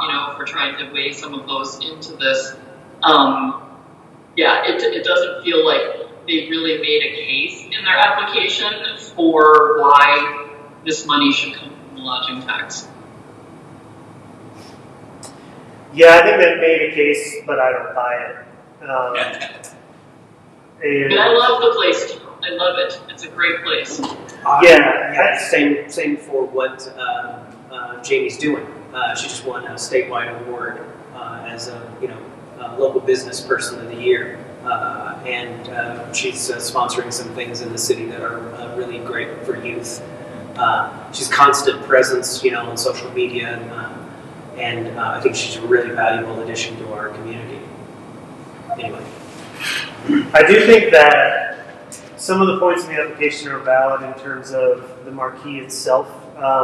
being a part of the fabric of downtown, tying into our historic aspects. On the other side of that door is the marquee from the Fox Theater, which is, clearly the city also patents. Right. As a matter of fact, yeah. And so that's part of what, when you come into Trinidad, you see that stuff and you go, wow, this is super groovy, like, what a cool vibe. So the restoration aspect, I think, is pretty cool. They've already started it. I don't know where their funding stands, but the repainting is It's already, yes, it is. I do think the bulk of that cost is on the neon, because that's all custom work. But I agree that I'd be less inclined to support the party. That I don't think it would be an effective tourism draw. It may be a fun event to have. So I'm not opposed to giving them something nominal that supports restoration of the marquee.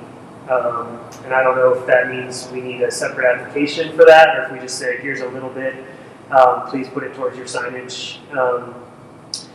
So yeah, that's just kind of where I stand on it, is that the marquee itself is super cool. I would hate to lose Skyline. I want to support them if we can, but the event, I don't believe, would probably be an effective tourist effort.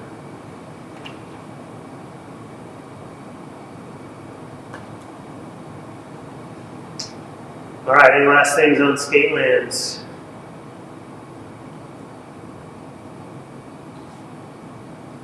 Cool. Final application was for the triggers, Trinidad triggers. Hopefully we all know and love them. I know that I do. Who doesn't? Yeah, it's just a fun thing to have in town. But yeah, any notes on this application in particular? It sounds like we might have missed. That was my biggest That's for the concern. whole year. That's For right. all of 25. So come back next year, which would allow us to allocate funds, is one approach to that. But there's the grantsmanship was poor, and I noted that in the scoring that I did.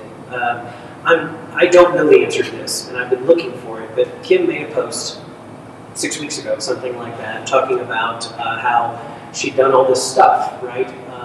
And her husband, I guess, had done higher learning, Center for Higher Learning out there on the highway. They were among the leaders, industry leaders in the marijuana industry, when it came to town. And she had a really good ride with the triggers, and it looked like she was signing off and retiring in that post. And I'm looking for it now. I can't seem to find it. I looked for it last night. You saw the same one. And I thought, does that mean she's sold the triggers? Does that mean the triggers are disbanding? Does that mean that she's looking for a new person because she can't do it anymore? And I wish I could find that post. It wasn't explicit. Like I'm done. I'm out of here. But that's what it looked like to me. And I have a question: did anybody else see it and get similar vibes from it? Yeah, and I've been looking on their website. They are reposting, right? On their. Yeah, that comes from the league, a lot of the. It does the Pecos leaders and all that sort of so I stuff. can add a little bit of context in that. I was told from people close to the team that she was almost removed as the manager of that club. There was somebody at the league level who was working to manage it this past season. Okay. But I don't know how far that went. I know obviously Kim was still involved. Yes. And so not totally sure what happens moving forward. That league sees changes every year. Teams come and go. So Yes. there is always the chance of losing them. My only counter would be if allocating them some money right now helps them stick around. I see. I would be majorly in favor of that. I think it really valuable. Setting them aside, a little vote of confidence to be like, hey, you can bank on having this much, even though it's still not very much, even if it were the full 5. But at least it's something that can kind of bolster them going into the next season. So that also would be a reply to having them come back again next cycle, would just be to say, here's a little something right now. Please do your best to go ahead and keep it rolling.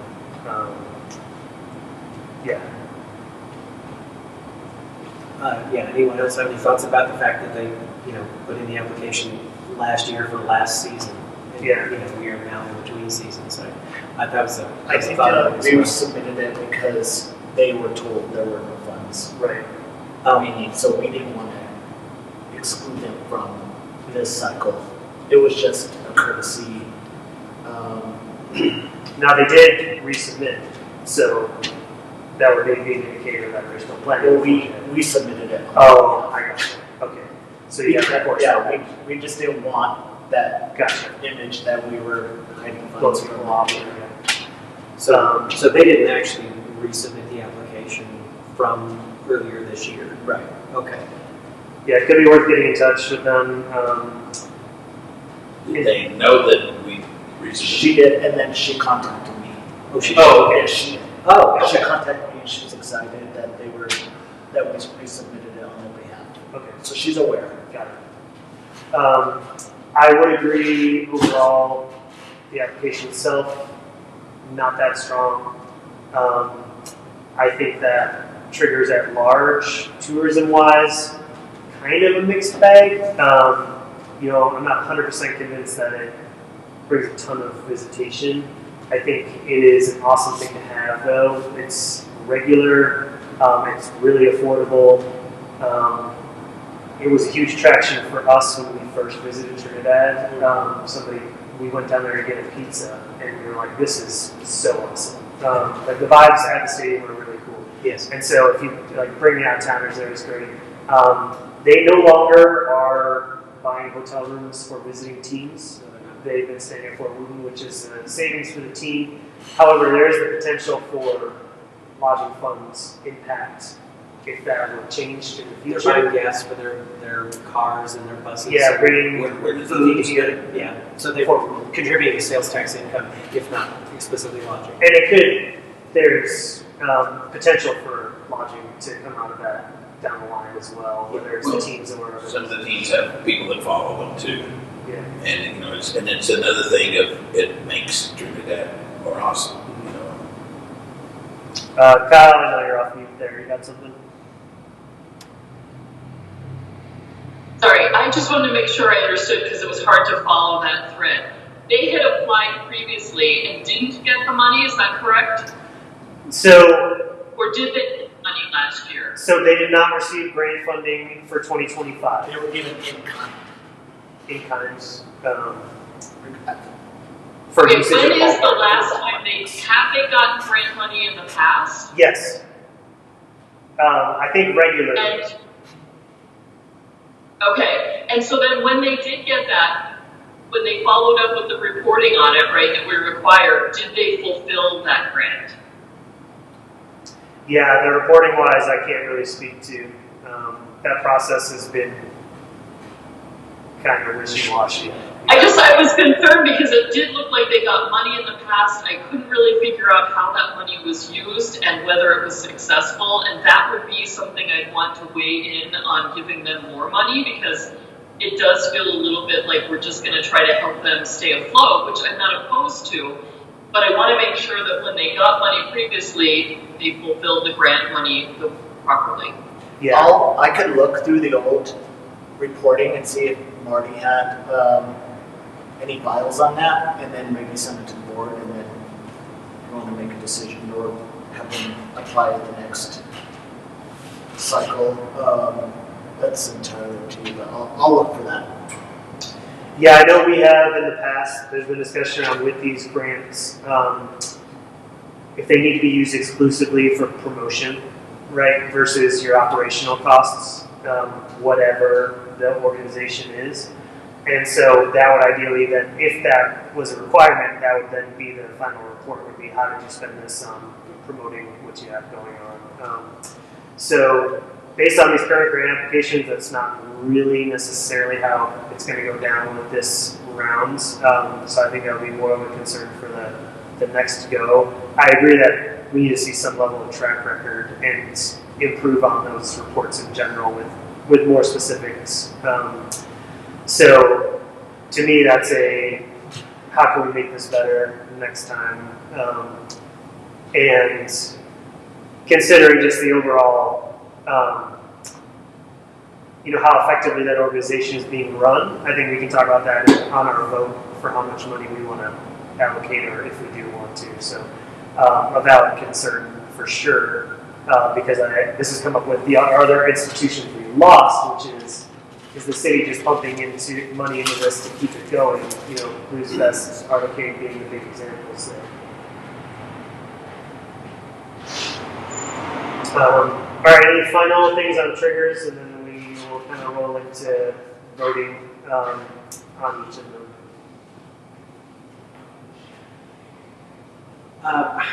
I would sort of be interested to see what attendance is like. I attended there. I mean, it's not part of the report, right?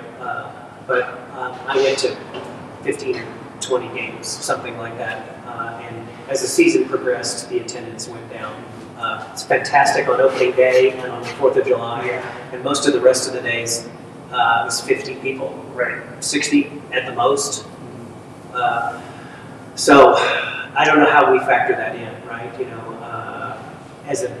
Other than just as an observation, it doesn't seem to be well supported by the community. Might be a thing worth, noting, right?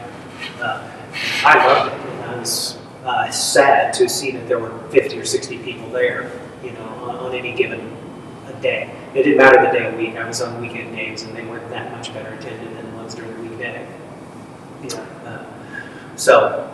I don't. The team was not that good, and that may have had something to do with it. No, they've been in the last 4 years. They've been quite good until last year.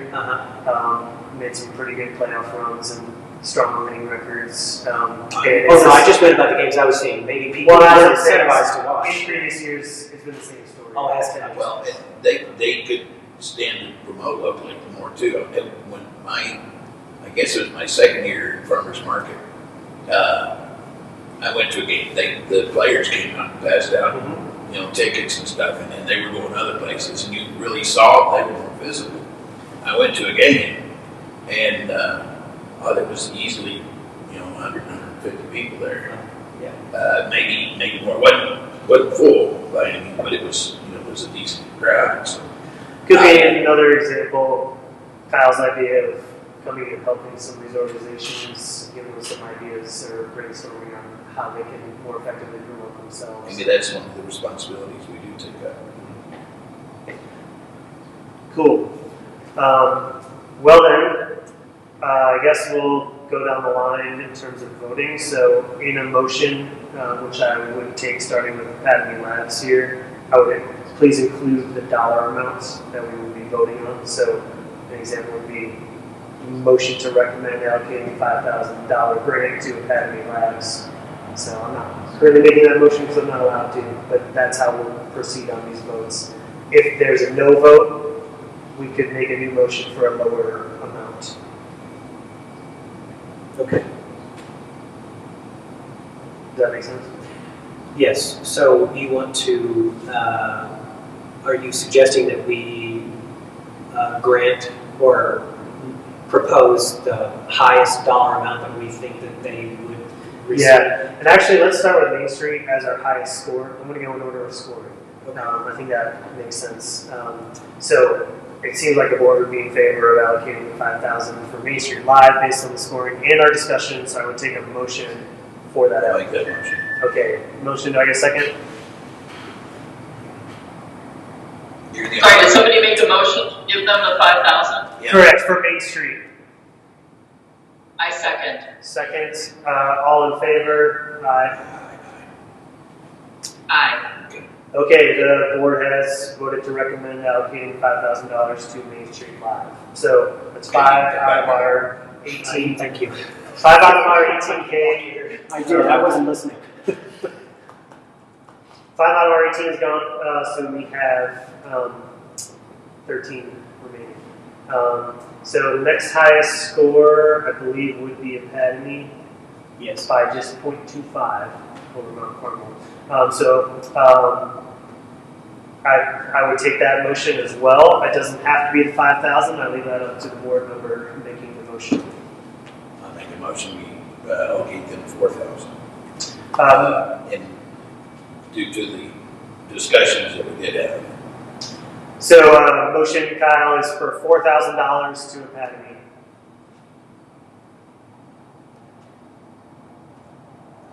I'm not going to second that. I wonder if we give them less and have them work this up and come back to us later when there's more information and a better understanding of how this would be tracked and fulfilled.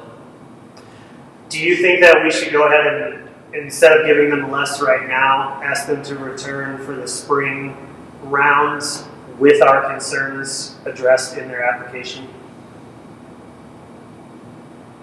Yeah, I would make a motion that we do that we have them come back in the spring, that we table this for now and ask them to come back in the spring with a Motion on stronger. the floor, so we have Which to, dies for lack of second. yeah. So, I withdraw that motion. So now you make a motion. Okay, so No motion second withdrawn. Kyle's motion. Kyle, did you just make a motion for that? I did make a motion Okay. for that. All right, Eric has seconded that. All in favor of having Academy Labs return for the spring grants with hopefully addressing our concerns in their revised application? Second. Second. Oh, now we're on. Now we're Aye, on. now we're on yea or nay. Okay, yeah, gotcha. Aye. Aye. All right. So Academy Labs. Sorry, catching up on notes. We're gonna punt them to the spring. I'll get you our notes to relay to them in terms of our main concerns. They're in the minutes, but I might spell it out in a little more detail. Okay. Next up would be Mount Carmel. So they did score within the highest rating, so that would be the 5,000s, but again, leave that up to the individual making the motion. Yeah, but if we give any credibility to our evaluation form, it's going to be tough to change everything, but I'll make a motion that we give them the 5. All right, motion for 5,000 to Mount Carmel. He's seconded by Kyle. Great. All in favor? Aye. Aye. Once you make a motion, it's an automatic aye. I would vote nay on that one, but the ayes have it. So noted. What? So noted. It's on the record. Yes. Moving on, the triggers would be next in terms of score. They were scored at the 2,500. We do have more funds available. There is 8,000 currently remaining, so we can adhere to the scoring, or we could bump it up. So Let's go back through once we allocate it all out. How about that? Rather than adjusting the scores. So if 2,500 is like, yeah, vote on the 25, and then we could vote to allocate more. Yes. If you just so choose. right. So you're making a motion. I am. I move that we honor the scoring rubric and grant the triggers 2,500. I'll second it. All in favor for 2,500 to the triggers? Aye. All right, I as well. So we board has officially recommended $2,500 to the Trinidad triggers. Final would be Skateland. Their scoring would put them at the 2,500 as well. So leave that up to you guys motion-wise. I feel like they're like Academy, where I'd like them to come back in the spring with a stronger case for why this should be coming from tourism dollars and an application that reflects that. Okay, yeah, no, anybody else?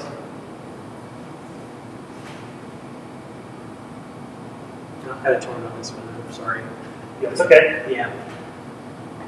I mean, we could take a motion to give them a reduced amount as well.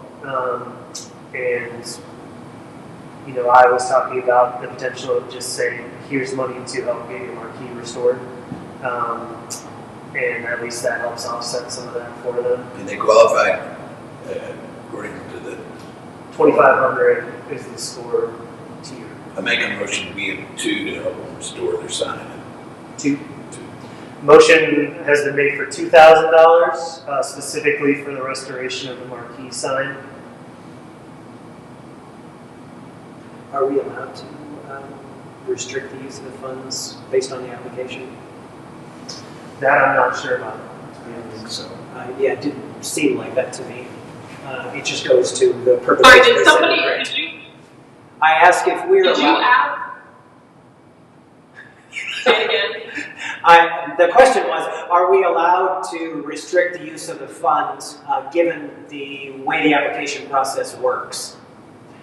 Some organizations do that. Yes, that's my question too. I wanted to go just to the sign. I don't want any money used for a party, right? Like that didn't make any sense to me, so I wondered if that was broken down. How much is the sign going to cost? I mean, I'm fully in support of that, right? Yes. I'll bring it up real quick, but I mean, it sounds like we may have to have them reapply with that in mind. Or we can amend it. I can amend my motion. I make a motion to give them 2,000 as long as it's used just for the sign. Well, the question is, are we allowed to? If they don't want to do that, then it's moot. The money I'll comes back. verify that with Ultra, but I don't think there is any restrictions that we can force on it. The grant is the grant. Yeah. Yeah, based on their application, they can spend that anywhere. Right. But we're telling them, okay, the only way we're going to give you money if it goes for the sign. If they don't accept that, then there's no grant. I would prefer to go back to them and say, this is what we would do. Would you like to reapply for this purpose? Because then it is, we're clear what their terms of engagement are and purposes. And it's not going to be 20,000. So within they have a detailed budget in here just to quickly address the cost of signage. Let's see. Budget summary. The neon sign restoration, they're estimating at $23,500 in total. $8,000 of that is for neon tube fabrication, $4,200 for electrical, $3,800 for structural, $3,000 for removal, cleaning, and painting, $4,500 for contractor labor. And that's not the greatest business investment anyway. It is a really high budget for that. To me, I feel like the neon should be by far the most expensive, and maybe some of the structural, but I don't know enough about it. I mean, not giving quotes myself. That is a big chunk of this. The event itself was only $6,800.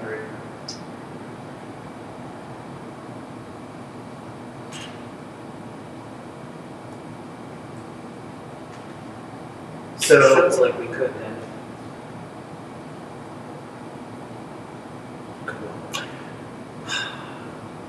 Granted for a line item that they've laid out. I don't know if that's true. I don't think that's clear. No. Okay. All right. So it's not clear, but if we tell them that, okay, we are willing to give you the money if you use it just for this project, they have the right to say, well, no, we want to use it for whatever. They're not going to turn it down. They'll take it for that one line item. Now, how do they prove it was, when you throw it all in the kitty and then paying the bills? I don't know. But Yeah, I see what you mean. I mean, why would we know? Sorry? Do we know, was there anything in there about also applying for like National Historic, funding or other funding? I guess my other question with this is, why then wouldn't we contribute to everybody in town redoing their sign? Like, how is this specifically different and special in a way that attracts tourism that the Fox Theater or Main Street Live, Mutiny Cafe, or any business, the Tarantula, right? Like, what? I worry this sets a precedent of we give money for people to redo their signs, and I don't see what the down the road value is yet. Yeah, I think the primary tourism value is the party, right? She says that all the hotel rooms and people will come from far and wide for this event in the grant. But But will people, like, what is the proof of that? Like, is there No, a... no, I'm just saying that's what the grant says. I'm not saying that. Yeah, no, I get that. And that was the problem I had with it right from the beginning, was like, what, we're going to invite our friends, and then, so this is like a quid pro quo thing of like, we'll pay for the sign and you'll bring all your friends to stay in hotels, which also it doesn't sit well with me, but at the same time, again, that's not really tourism, that's you bringing people for a party that may or may not, like if it's people just coming into town for one party, does that really make sense? Is that a good expenditure of money?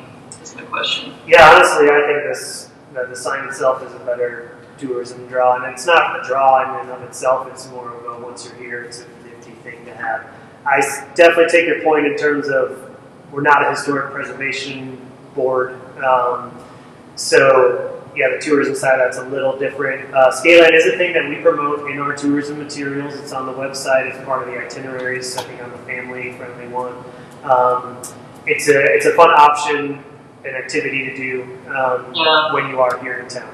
So I just wanted to note that it's not entirely without some level of tourism appeal.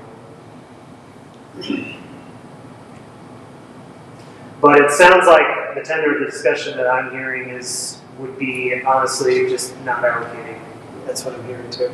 Lots of questions. Also, More questions than answers, right? Yeah, I feel like even if we give a smaller amount, it's just a drop in the bucket of this 23,000 that they need for the sign. And so I feel like I'd rather hear a more cogent argument for why we should do this, and then in a bigger picture sense, and table it until the spring, have them come back and express all of our concerns about it, because I think each entity needs to make a case for themselves as to why there is a special connection to our dollars that maybe another entity wouldn't have, and I worry that this isn't that, like you were saying, that we're not a National Historic Preservation Board, and so how are we going to then turn down somebody else for the same thing if we haven't really come up with a good reason why it makes sense for tourism dollars? Yeah, you know what? In the past, I think part of this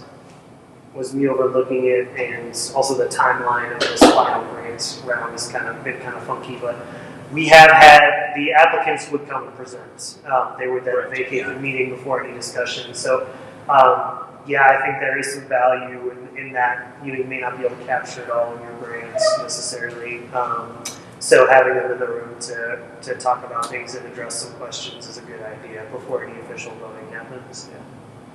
And we can use the remaining funds to offset the deficit. So whatever we don't use, I mean, I'm not saying don't give anybody money or give the churches more, or I'm just saying if you guys spend this much, let's see, 5, 10, 11, 12,500, could use the remaining to offset some of the deficit. I thought you were going to say to use it or lose it. Yes, that's right. Let's up the levels for everybody we're giving money to. More than they ask for, or something like that. Yeah.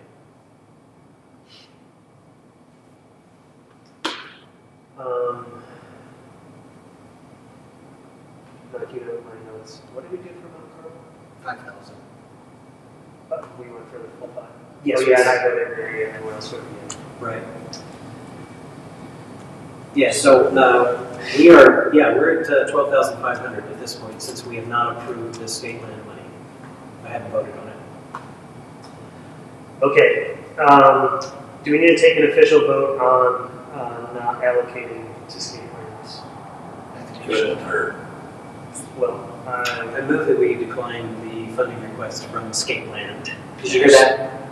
Motion to deny the request from Skateland. And request them to reapply next year. Right.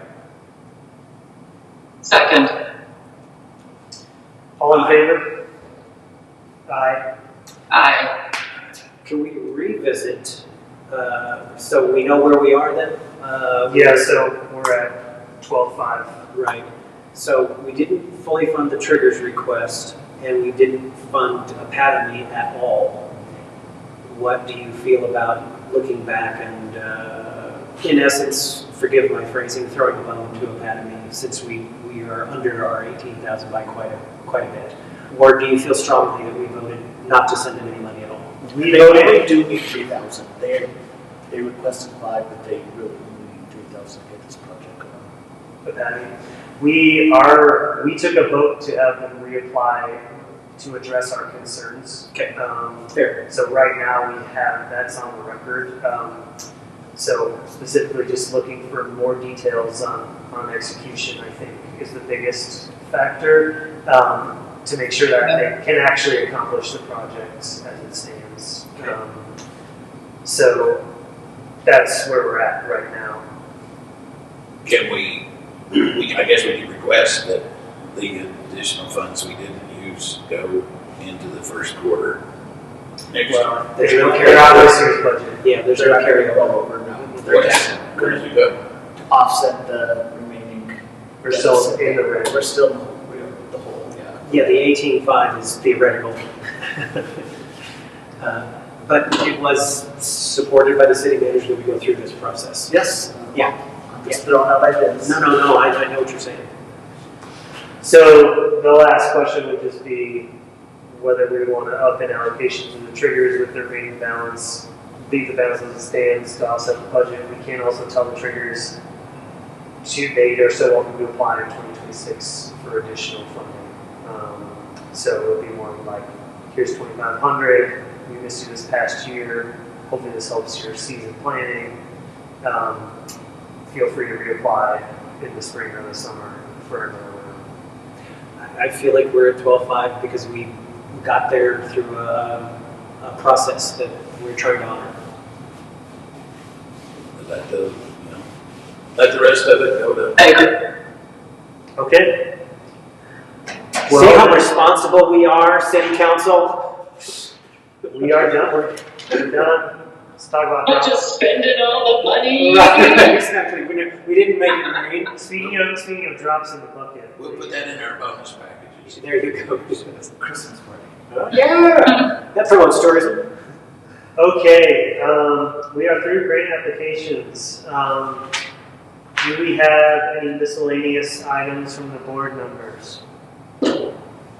No, I guess the next thing, I mean, you were talking about was there a discussion for the 16th, but are we then going to show up? That's the idea. I don't know about you, Kyle, whether you can show up virtually or you'll be in town to advocate for the non-dissolution of this body or, some other kind of arrangement. Unfortunately, no. I did already tell Joe that I'm writing something up and he has agreed to read it for me. Great. I hope he does it in a very dramatic and performance art I know a couple actors. Costume or something. I should have asked Eric. I know, I didn't even think of that. What was I thinking? But yeah, unfortunately, I have to be in Denver that day. Yeah, but I am sending my thoughts. Great, thank you. You're going to send in some of your thoughts, all right? Yes. That's what she just said. Yes. Okay, I'm just making sure. Okay, yeah. I think it's a good idea to have one spokesman with the chair, and as long as you incorporate as much as you can, open your mind up and then incorporate as much as you can input from all of us, from all the other three. Yeah, I think that we're pretty much on the same page. Yeah, I think so too. But go ahead and just send me anything you want reflected. I don't want to speak at them for too long, but my plan would be to give them background on the previous board iteration and where things might have gone wrong there, why the board is a good idea to keep intact in some capacity, and then the current plans for the budget and the fact that we're overall in alignment with the city manager's vision for this fund, I think is key. So, yeah, I mean, I think you only get 5 minutes. I'll time it out. So yeah, but if you have key points, send them to me, preferably via email. And I'll make sure that they're incorporated. Well, you probably had it all. I just opened it up for making sure. Yeah, we'll go from there. Otherwise, I don't have anything miscellaneous for today. Anything else from anybody? Final item would just be agenda for the 16th. So we are holding a meeting on the 16th. Our last one ever. Very possibly. Candles, black cloth. So, Can we move it to, well, what do we need a meeting for? yeah, this is discussion of agenda. Right now, Tara did request that we hold an official vote on the grant allocation timeline. We've talked about that, but for 2026, how do we want them to handle the grants? How we recommend they do them? You're planning, well, you're gonna be at that meeting. Is there any way we could have it an hour before that meeting? No. Just so, because otherwise I'm here in the morning, back in the evening, Yeah, the 30-mile trip, just being selfish a little bit. you could call in. I could do that for the last meeting. I have never missed a meeting. I wanted that be known. I have never, from the first tourism board to this one, I have never missed a meeting in person, except when we were doing it by Zoom during COVID. So. What do you propose as an agenda? I'm so sorry, guys. I have to bounce to a meeting at 1:15. I gotta go. Thank We missed you. Come back home. Thank you. Is there anything else before I go? We're just talking about agenda for the 16th, so you're all good. Okay. I'll get that to you. And yeah, thank you guys. Thank you all. Thanks, This Kyle. isn't our last meeting. Yeah. Bye. Bye. Bye. So the only item would be officially voting on the grant schedule for 2026. So we discussed that, but we haven't held. Didn't you also want to talk about the proposal from DIQ? Yes, thank you. Oh, that's on the 16th. Yeah, that requires it. Okay, I felt like we'd already voted on the quarterly schedule or proposed it and no one said no. We didn't officially vote. It has to be on the record. I propose that we meet or that the grants be applied for and distributed on a quarterly basis in 2026. Well, we'll just do this at the next meeting. Oh, okay. I was like, how hard is that since we've already talked about it? We have. Yeah. But now, well, But DIQ is a It's long probably going to discussion. be a short meeting. I mean, if that's just what you're going to talk about, just the DIQ and quarterly, I don't see it being. Yeah, we've already talked about the grant schedule. Yeah. Yeah, you'll just be voting on it, really. And then the DIQ. Kyle, I was going to say, Kyle's already off the call, but she's not going to be there anyway. Right, So yeah. we could hold that vote. I'll come into town. But yeah, we're meeting on DIQ proposals as well. That would take a while. Yeah. Okay. I guess I propose that we adjourn. I'll second it. Aye, aye. We adjourned to 11:52. Thank you guys, letters, and then got the plans. Official letter. Well, that would be great. I mean, I don't know. Does it have to go to the city council? They voted on the 16th? How does that work? I don't know exactly how. So there are a couple other things on the grant allocation that Tara noted, like, should there be a maximum grant amount? Yes. That's not something we had fully talked about. That'd be great to So yeah, we discuss. have a little more to flesh out. Right. Yeah, well, and return trips, that's another thing. I mean, we did, right? And it was not Within a I wasn't single- a part of it. Within the single same year. fiscal year, right. I think the reporting is also a thing that we should talk about as well on the back end. Yes. And Not just do it, well, yeah, just, Yeah. yeah, justify, like with Numbers. key specifics Yes. that are required. yeah, and I think that's worth How discussion. many were in attendance? You said your computers do that, right? Yeah, it tells me exactly how many people were there and where they came from. That's useful information. How's ticket sales on? What was their name? Their daughters? It's slow, Very it always slow. is, and I'm nervous before every show. Thank you. But I'm gonna go see it. Thank you. Excited. Good, But good. I mentioned the good. Oh, Jim, yeah. So, Meeting over. yeah, we're